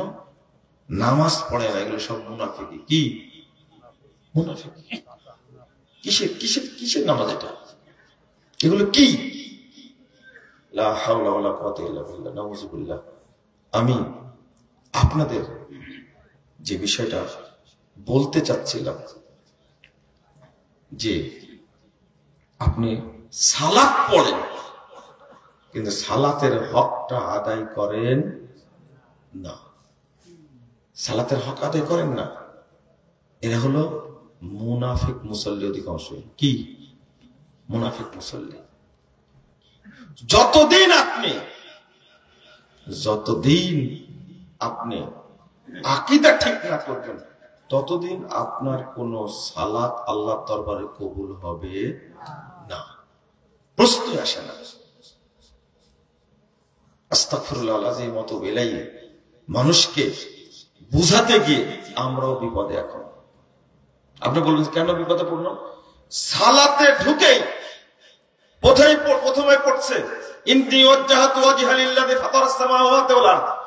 জায়নামাজের দোয়া কে তৈরি করলো রে ভাই? এই তো সালাতকে নষ্ট করার জন্য ও তৈরি করেছে। প্রতি জায়গায় ও একটা ডোজ মেরে রাখছে।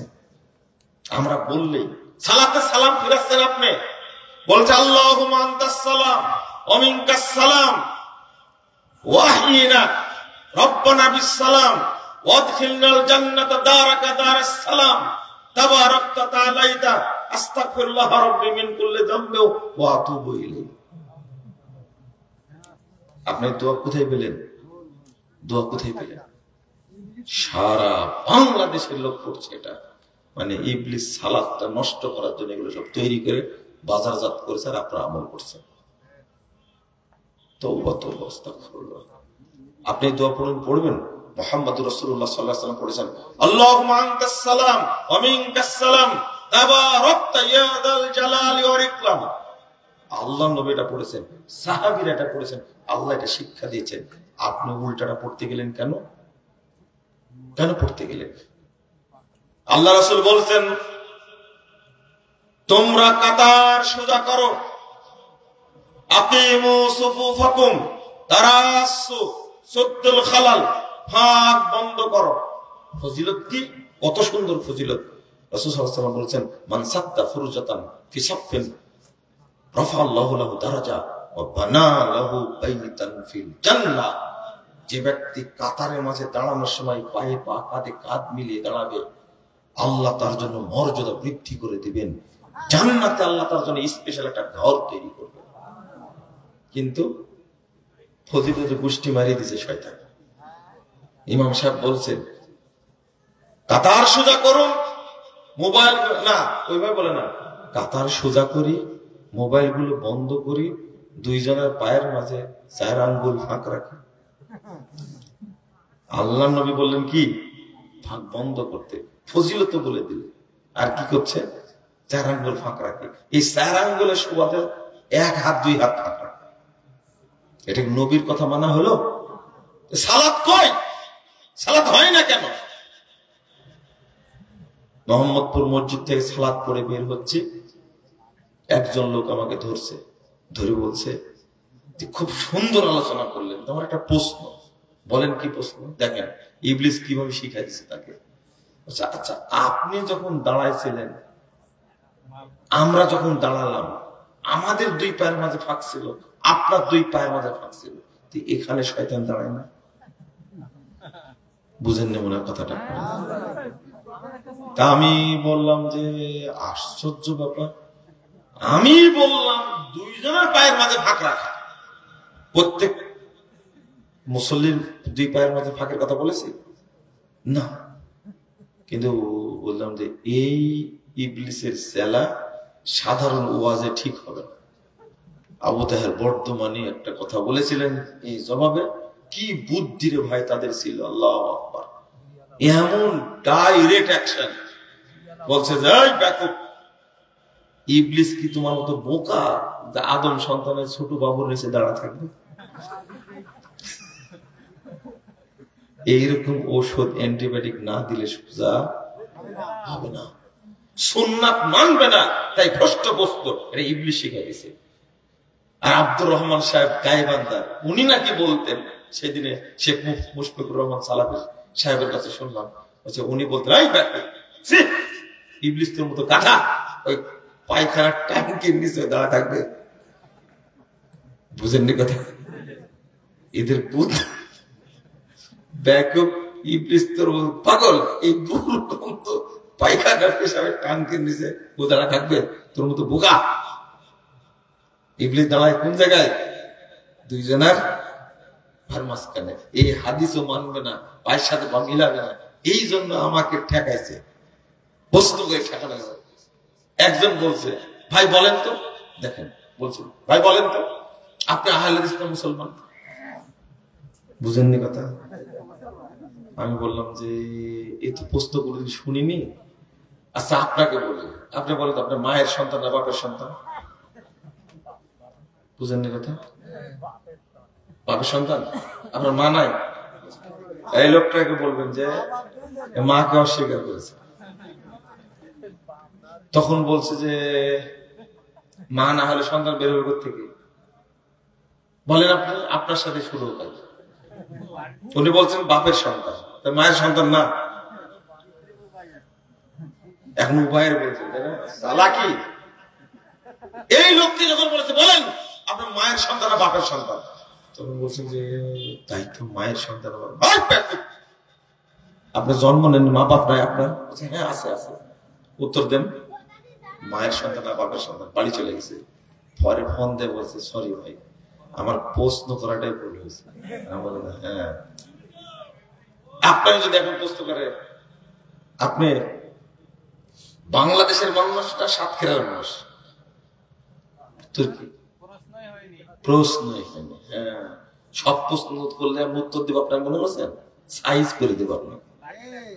ওই রকম না, আপনি তেড়া তেড়া প্রশ্ন করেন, আপনাকে শুধু প্রশ্ন করলে হবে, উত্তর দেওয়া লাগবে না, বুঝে প্রশ্ন করবেন। এইরকম সব ইংরেজি প্রশ্ন শিখে এসে বাধা দেওয়ার চেষ্টা করে। আল্লাহ বলে দিয়েছেন এটা,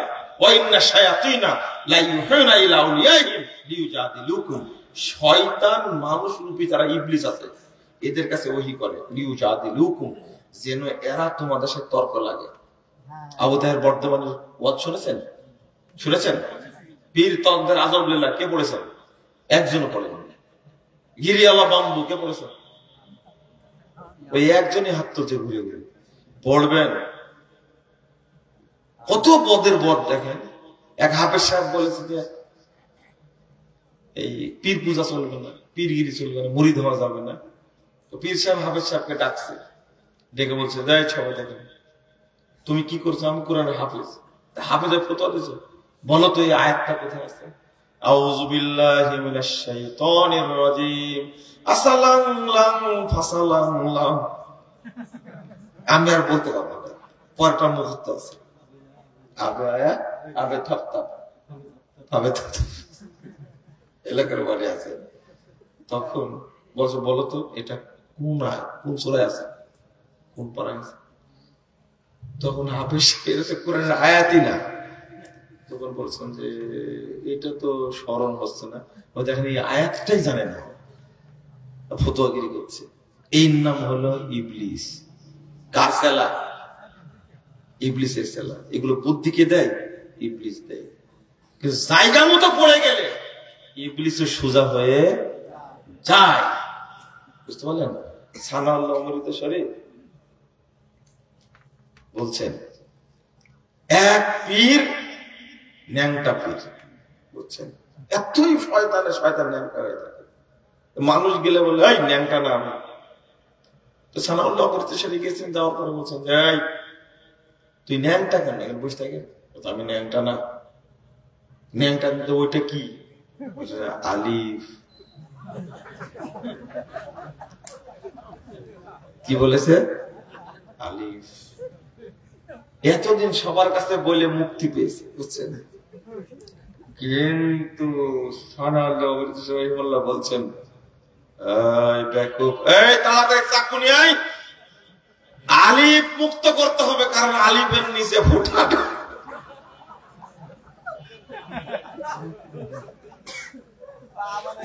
আলিফ বলেছিস, আলিফের কোন নুক্তা আছে? তোর আলিফের নুক্তা কেন? তাড়াতাড়ি চাকু নিয়ে আয়, আমরা আলিফ বাসায় আগে। বুঝেননি কথা? ও মনে করে আজকেও বেঁচে যাবো, অসম্ভব। নিয়ে আয় চাকু তাড়াতাড়ি, আমরা আমাদের আলিফ কেটে নিয়ে যাবো। এখন তো বলছি যে তো বাঁচবে না, হয় নুক্তা থাকবে না হলে আলিফ থাকবে, যে কোনো। এবার এই পীর শয়তান ন্যাংটা পা ধরে ক্ষমা চাচ্ছে, হুজুর মাফ করবেন, আমি আসলে পীর না, মানুষকে ঠকাই।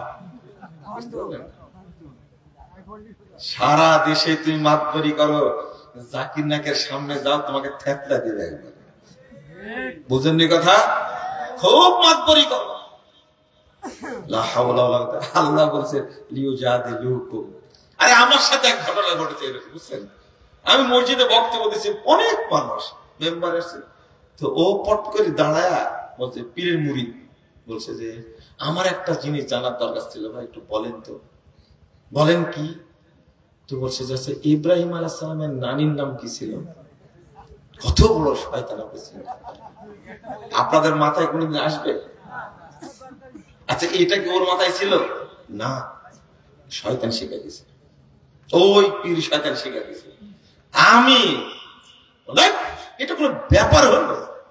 এটা নর্মাল প্রশ্ন একটা, আমি কিন্তু আজও জানি না, আজও খুঁজি না, খুঁজতে যাবো কেন? ইব্রাহিম আলাইহিস সালাম নানির নাম জেনে আমার লাভ আছে? তখন আমি বললাম আচ্ছা আপনার নানার নানির নাম কি ছিল বলেন তো দেখি। নানার নানির নাম বুঝেন? আপনার নানার নানার নামই তো ভুলে গেছি। দেখো যেদিন আপনি আপনার নানার নানির নাম বলতে পারবেন সেই দিন, নানার বউ না কিন্তু, নানার নানির নাম বলতে পারলে আমি ওই দিন ইব্রাহিমের নানির নাম বলে দেবো। আজও আসেনি, মরে ভূত হয়ে গেছে, আসেনি। কি বদের বদ চিন্তা করে আপনাদের মাথায় কোন আসছে এটা যে ইব্রাহিম আলাইহিস সালাম নানির নাম কি? আল্লাহ বলতেন লিউজাদিলুকুম, ওই বুদ্ধিগুলো দেয় তোমাদের সাথে বিতর্ক করার দরকার। আল্লাহ বলছেন এবার ওয়াইন আতাতুমুহুম ইন্নাকুম লামুশরিকুন, এই সমস্ত শয়তানের এজেন্টদের যদি তোমরা আনুগত্য করো তাহলে তোমরা মুশরিক হয়ে যাবে। তাহলে মুশরিক কত প্রকার হলো রে ভাই? হ্যাঁ, হুজুর পূজা করে মুশরিক, পীর পূজা করে মুশরিক, মাজার পূজা করে মুশরিক, খাম্বা পূজা করে মুশরিক, শহীদ মিনার পূজা করে মুশরিক, স্মৃতিসৌধ পূজা করে মুশরিক, শিখা অনির্বাণ, শিখা চিরন্তন পূজা করে মুশরিক। মুশরিকের দেশটা ভরিয়ে গেছে একবারে, বুঝেননি? হাই হাই, এই দেশে দরকার তাওহীদের। তাওহীদের জ্ঞান থাকলে সব ছাড়বে, তাওহীদ না শেখা পর্যন্ত কোনো কিছু ছাড়বে, কিছু ছাড়বে না। তাওহীদের ভয় থাকতে হবে। এই নামাজ পড়ে চুরি করে, বাংলাদেশটা চুরি করতে করতে করতে করতে একবারে ফাঁকা করে দিয়েছে, কিছুই নেই। লেখেই দিয়েছিল দেশটাকে ইন্ডিয়া রাজ্য করার জন্য, কিন্তু বেঁচে গেছে আলহামদুলিল্লাহ। বলেন আলহামদুলিল্লাহ। তওবা তওবা। এরা কারা? দেখেন নামাজও পড়ে এরা, রোজাও রাখে এরা। এক একজন সচিব হাজার হাজার কোটি টাকা মেরে গেছে। মন্ত্রী এমপির কথা নাই বললাম, এই অপবিত্রদের কথা বলা যাবে না। এই জন্য তাওহীদ শিখেন আপনারা, আল্লাহ যেন আমাদের বুঝার তৌফিক দান করেন। তাহলে তাওহীদের পরে কি কথা বললাম মনে আছে? কি বলেছিলাম? সালাত। সালাতটা শুদ্ধভাবে আদায় করবেন তো? সালাত শুদ্ধ করতে, বেদাত মুক্ত করতে হবে। সালাতকে শয়তানের আবর্জনা মুক্ত করতে হবে। সালাতকে শয়তানের আবর্জনা মুক্ত করতে হবে। আল্লাহ তুমি আমাদের বুঝার তৌফিক দান করো। বুঝতেন? ওযুর ফরজ 6টা অথবা 7টা। ওযুর ও বৈঠকি দান, একে দান করেনি, তুলেনি, যাও লোক পাঠাও। আমি প্রশ্নের উত্তর দিব ভাইরা, আপনারা দান খায়রাত করার চেষ্টা করবেন। মসজিদের প্রোগ্রাম নাকি এটা? আমার বাড়ি থেকে সমান দূরত্বে 2টা আহলে হাদিস মসজিদ। জুমার দিন এক মসজিদে 2 আযান আর এক মসজিদে 1 আযান হয়। এখন বলেন আমার জন্য কোন মসজিদে যাওয়া ভালো হবে? আযানের ফতোয়া, এই জন্য মসজিদ ভাগ করেছেন, তাই না? এই ফতোয়াটা এমন না যাটাকে মসজিদ ভাগ করা লাগবে। কেউ যায়নি, তুমি খালি আমার কাছে বললে হবে। বোঝেন কথা? এই 2 আযানকে বহু আলেমই বলেছেন দেওয়া যাবে, আমরা বলি 1 আযান দিবেন। 1 2 নম্বর কথা হলো এই প্রচলিত 2 আযান যেটা, সেটা বেদাত। 2টাই মাইকে দিতে হবে। যে 2 আযান দেয়, আপনি এই 2 মসজিদের যে কোনো মসজিদে সালাত করতে পারেন, কোনো সমস্যা নাই। যে জায়গায় সালাত মসজিদ ভাগ করা লাগবে সেই জায়গায় না করে আপনারা আযান 2 আযান দেওয়ার কারণে মসজিদ ভাগ করেছেন, এটা কিন্তু বড় পাপ হয়েছে। ফতোয়াটা জানার দরকার ছিল। ওযু হুজুর,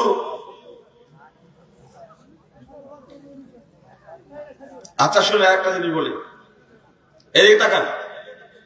আপনারা ওযুর ফরজ জানতে চাইলেন না? ওযুর ফরজ 4টা, এ কথা ঠিক না। যদি ফরজ গুনতেই যান, হয় 6টা বলবেন না 7টা বলবেন। কান মাসা করা কি বলেন তো দেখি?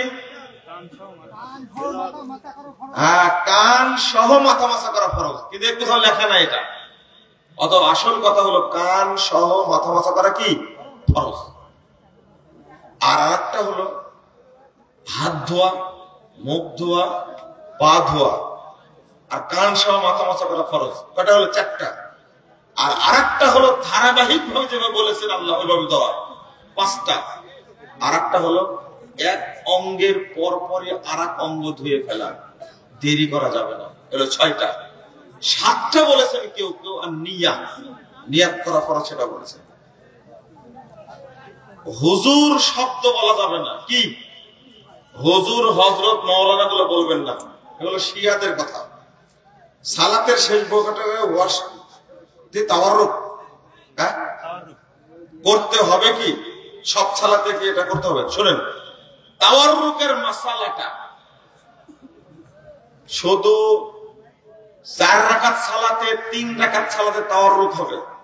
অর্থাৎ নিতম্বর উপরে বসে ডান পায়ের নিচ দিয়ে পা বের করে দিবেন, এটা হলো সহিহ হাদিস। 2 রাকাত সালাতে, 1 রাকাত সালাতে তাওয়াররুক নাই। কোন কোন রাকাতে বললাম?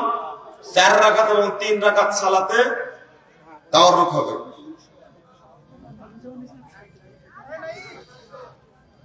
কবরের রাশ রাখার নিয়ম কি?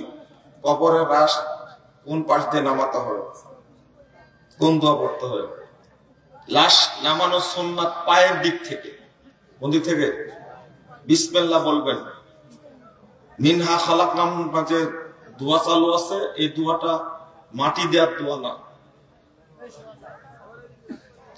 কবরে নামানোর সময় পড়বেন বিসমিল্লাহ ওয়া আলা মিল্লাতে রাসূলিল্লাহ। এটা কি সবাই? হ্যাঁ, এটা কি সবাই পড়বে? যারা বিশেষ করে কবরে লাশ নামাবে তারা পড়বে। যারা কবর খনন করে, লাশকে গোসল দেয়, ওই মাইয়েতের আত্মীয়রা যদি কিছু হাদিয়া দেয়, যারা কবর খনন করে নেকির উদ্দেশ্যে করবে। যদি হাদিয়া দেয় নিতে পারে, কিন্তু কিছু পাওয়ার উদ্দেশ্যে করবে না, কি পাট নাকি। আর যদি লোক নিয়ে করে তো তাকে দিতেই হবে টাকা পয়সা। এক কারি হুজুর আমাদের সকলকে বোঝায়, কোরআন যদি সুর তাল দিয়ে স্পষ্ট ভাবে না পড়ে তাহলে পড়ার দরকার নাই। না, কোরআন ভালো সুর করে পড়া সুন্নাহ। সুর না থাকলেও কোরআন পড়বে। 3 নিয়মে কোরআন পড়া যায়, এই কথা ঠিক বলেন।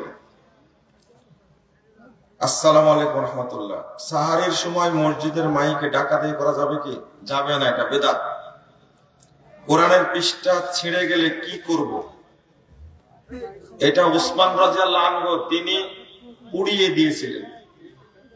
পুড়িয়ে দিবেন অথবা মাটির তলে পুঁতে দিবেন।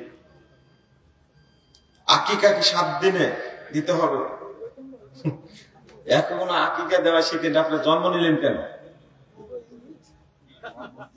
হ্যাঁ, আপনি জন্ম নিলেন কেন?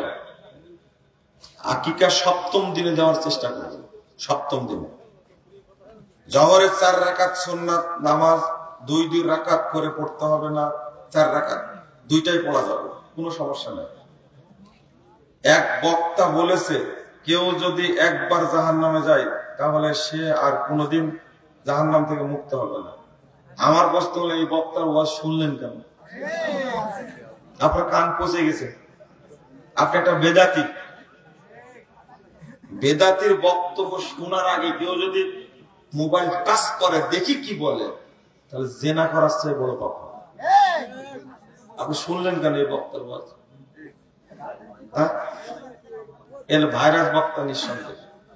এক বক্তা আমাদের নবী মুহাম্মদ সাল্লাল্লাহু আলাইহি সাল্লামকে কাউবয় বলেছে। শুনলেন কেন বক্তব্য? কে বলেছে এটা? নবী সাল্লাল্লাহু আলাইহি সাল্লামকে কাউবয় বলা যাবে কিন্তু আপনি নিজে কেন লিখলেন ভাই? আপনি নিজে কেন লিখলেন? আপনার শরম লাগলো না? আপনি লিখলেন কেন? হাত দিয়ে লিখলেন কেন আপনি এই কথাটা? আপনি লিখতে পারলেন? আমাকে উচ্চারণ করেন আপনি, পাপ আপনার। এই পাপ আপনার, এই পাপ আপনার। নাউযুবিল্লাহ, আস্তাগফিরুল্লাহ। এই শরম লজ্জা করেন একটু আপনারা। আল্লাহর নবীর সামনে তার শানে এই সমস্ত নোংরা কথাবার্তা বলা। আমার প্রশ্ন, আপনি কি জমিয়ত আহলে হাদিসে যোগদান করেছেন? আমি কি হিন্দু ছিলাম? হ্যাঁ, যোগ দেয়া কাকে বলে? তাহলে বোঝা গেছে আমি আওয়ামী লীগ ছিলাম, বিএনপিতে যোগ দিছি, বিএনপি ছিলাম, আওয়ামী লীগে যোগ দিছি। আমি একজন দায়ী। আমি দাওয়াতি কাজ করি সবার মাঝে। বাংলাদেশ জমিয়ত আহলে হাদিস আমাকে হয়তো তারা কাছে টানতে চেয়েছে এবং খুব উচ্চ পর্যায়ে আমাকে তারা নিয়ে কাজ করতে চাচ্ছে। আমিও কাজ করি আলহামদুলিল্লাহ। আমি তো আর একটা দল তৈরি করিনি, করেছি? দল যারা তৈরি করেছে তারা বুঝবে ঠেলা, বুঝলেন? আপনার মনে খুশি হতেন তাই না আর একটা দল করলে? আচ্ছা, হিরো আলমের যদি চামচা থাকে, আমার কি চামচা পাইতাম না আমি? হ্যাঁ, তো করিনি। জমিয়ত আহলে হাদিসের কেন্দ্রীয় কমিটি তারা আমাকে নির্বাহী পরিষদের সদস্য করেছে। আমরা কাজ করি, কাজের গোড়াই তো আহলে হাদিস আকীদা এবং সালাত আকীদা, তাই না? আপনার জলে আপনাদের কাজ বন্ধ করে দেন, কারণ আপনাদের ডক্টর আজিজুল্লাহ সাহেব আছে না, চিনেন? আপনাদের ডক্টর বসা রাখেন, ওনাকে বসা রেখে রেখে হিজড়া বানিয়ে দেন, কাজ কর্ম যেন না করতে পারে। ওই পদ্ধতি অবলম্বন করেন না, দাওয়াতি কাজ করার সুযোগ দেন।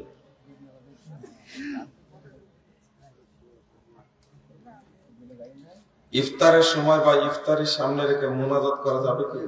এই জাহিলিয়াত এখনো যায়নি, আছে এখন। ওই সিয়াম নষ্ট করার জন্য ইবলিস তৈরি করেছে। সারাদিন সিয়াম রাখলো, দড়ি পাকা দিল, সিয়ামের গোষ্ঠী শেষ। তারাবির সালাতে 4 রাকাত পর পর ইমাম সাহেব দোয়া দরুদ পড়তে পারবে কি? পড়তে পারবে, কিন্তু সুবহানাজিল মুলকি ওয়াল মালাকুতুল কুদরাতি ওয়া হাইবাতি ইয়া মুজির সেগুলো পড়া যাবে না। ওই তারাবি নষ্ট করার জন্য ইবলিস এই দোয়া বানাইছে। আমাদের মসজিদে জোহরের আজান 12:45-এ, জামাত 1:15-তে। আপনাদের মসজিদটাই আপনাদের ওয়াক্ত, আল্লাহর ওয়াক্তে তো দরকার না আপনাদের, তাই না? এটা কি আওয়াল ওয়াক্তে জামাত হচ্ছে? হ্যাঁ, ঘরের বারান্দা আপনার, তাই না? 12:45 আজান হচ্ছে, অথচ সাতক্ষীরাতে সম্ভবত জোহরের ওয়াক্ত হবে 12:11 দেখলাম। কয় মিনিট যোগ করেছেন? তাকান তাকান, ঢাকার সাথে কয় মিনিট যোগ করেছেন? 8 মিনিট, তাই না?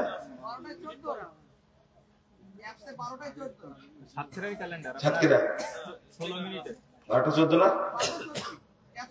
ঠিক আছে, এটাই ঠিক আছে। থামেন, আমি যেটা বলছিলাম, 5 মিনিট বললেন কেন, 8 মিনিট বললেন কেন? ইতিহাস আছে, এমনি বলিনি, ইতিহাস আছে। যোগ করতে হবে 3 মিনিট, তাই না? ঢাকা থেকে 3 মিনিট না? যখন শোনেন, এটা সারা বছর চেঞ্জ হয়। সারা বছর কি হয়? চেঞ্জ হয়। যখন ক্যালেন্ডার তৈরি করলাম, তাহলে প্রতিদিন চেঞ্জ হয়। যখন ক্যালেন্ডার তৈরি করলাম, দীর্ঘদিন চলমান ছিল 5 মিনিট ঢাকা থেকে, কিন্তু কোনোভাবে 5 মিনিট হচ্ছে 3 মিনিট। ক্যালেন্ডার ছাপাই দিচ্ছে, আপনার হাতে কারেকশন করেছে না? খুব মনে আছে।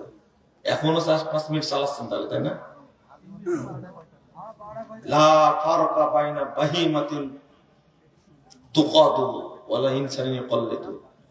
বলদ আর মুকাল্লিদের মধ্যে পার্থক্য নাই। বলদ বুঝেন? বলদ, গরুকে বলদ বলে, আপনাকে বলে না? বুঝেন? বলদ কখন বলা হয় মানুষকে? বলেন কথাটা আমার না। এই মুকাল্লিদ আর বলদের মধ্যে কোনো তফাৎ নাই। আপনি জানতে পারছেন সময়সূচি দিয়ে যে সাতক্ষীরা থেকে ঢাকার দূরত্ব কয় মিনিট? 3 মিনিট। আপনি এখনো 5 মিনিট ধরে আছেন কেন? বুঝাতে পারবো না। ওয়াক্ত হয়েছে 12:11 কত? 12:14। 20 থেকে 15 মিনিটের মধ্যে জামাত করে নেবেন, এটা হলো আউয়াল ওয়াক্ত। ইমাম ইবনে বাজ রাহিমাহুল্লাহ বলেছেন এটা হলো আউয়াল ওয়াক্ত। হ্যাঁ, কি বললেন? 1 ঘন্টা পরে নিয়ে গেলেন কেন? এই ক্ষমতা আপনাকে কে দিল? হয়ে গেছে এভাবে, তাই না? হয়ে থাকলে হবে না। আউয়াল ওয়াক্তে সালাত পড়ানো অনেক ফজিলত। 12:14 আযান হবে, 15 মিনিট পরে 20 মিনিট পরে সালাত হবে। কথা বুঝতে পারলেন? এর মধ্যে চালু করে দিবেন আপনারা। এই জোহরের সালাতটা আপনাদের কাছেও মাজলুম, আবার মাযহাবীদের কাছেও কি আরো বড় মাজলুম। জবাব দিন আল্লাহর কাছে, আমার কাছে দিতে হবে না। আমাদের এলাকাতে ওয়াক্ত হওয়ার আগে আযান হয়। এবার আবার কি বলবো? ফজরে হবে না, হবে না। পাওয়ার কত? জুমার আজানও 12টা হচ্ছে না, জুমার সালাতের আজান যেটা আগে দেয় ওটা ঠিক আছে, ওটা সমস্যা নেই, কিন্তু মূল আজান ওয়াক্ত হওয়ার পরে দিতে হবে। ঈমান মানে কি? আপনারা বলেন ঈমান মানে কি? হট। ইমান মানে স্বীকৃতি দেওয়া, কি দেওয়া? এটা বলতাম কিন্তু আজকে সময় নেই। আজানের পর দোয়াতে ওয়াদ্দারাজাত রফিয়া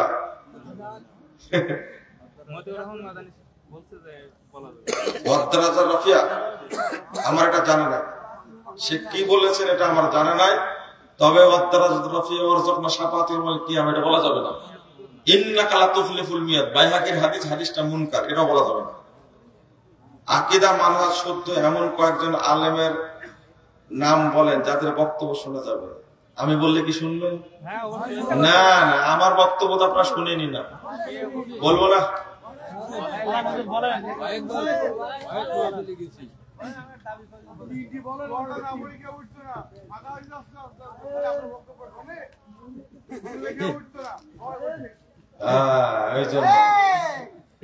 না, অনেক শুনেছে, অনেক শুনেছে, শোনার পরে তার উঠছে আলহামদুলিল্লাহ। আমাকে যে গালি দেয়, এতগুলো মানুষ কই থেকে আসলে সেটা হিসাব করছে। যে গালি দেয় আপনারা কেন মেনে নিলেন? ও যাচাই করে দেখতে।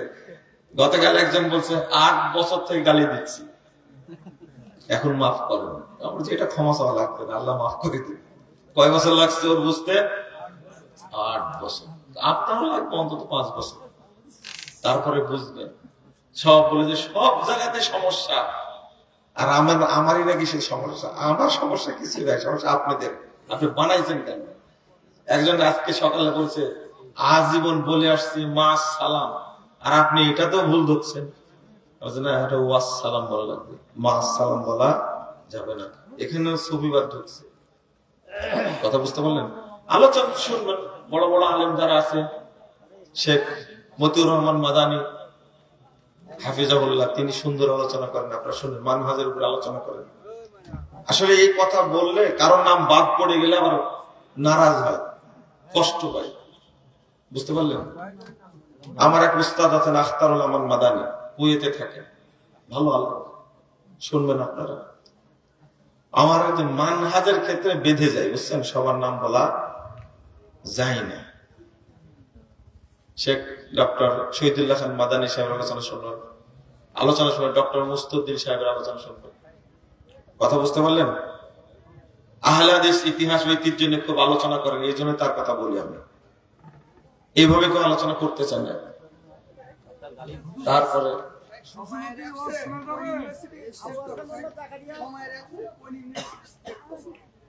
সময়ের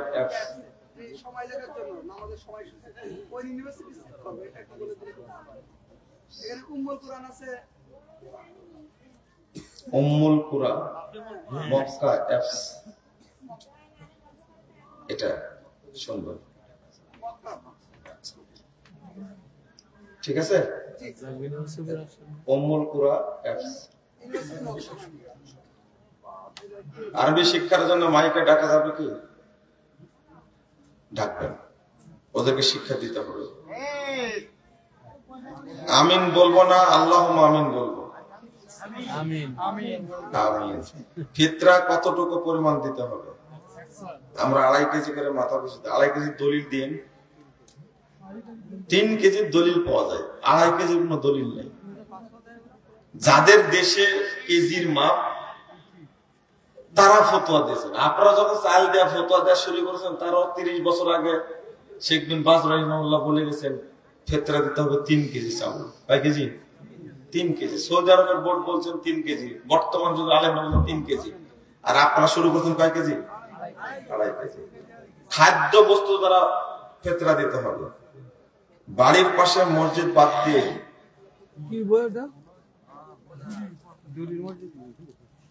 অন্য মসজিদে নামাজ পড়া সঠিক আকীদা কি দেখছেন? নিয়মিত অন্য মসজিদ আচ্ছা, কেন বাড়ির মসজিদটা কি দোষ করেছে বলেন? মারামারি করেছেন? নামাজ শিক্ষা দাম কিরকম? এটি 100 টাকা। ও না, ঠিক আছে, ওর পিছনে তো নামাজ হবে না। যাদের আকীদা ভালো না তাদের পিছনে নামাজ হবে না। জাযাকুমুল্লাহ খায়রান।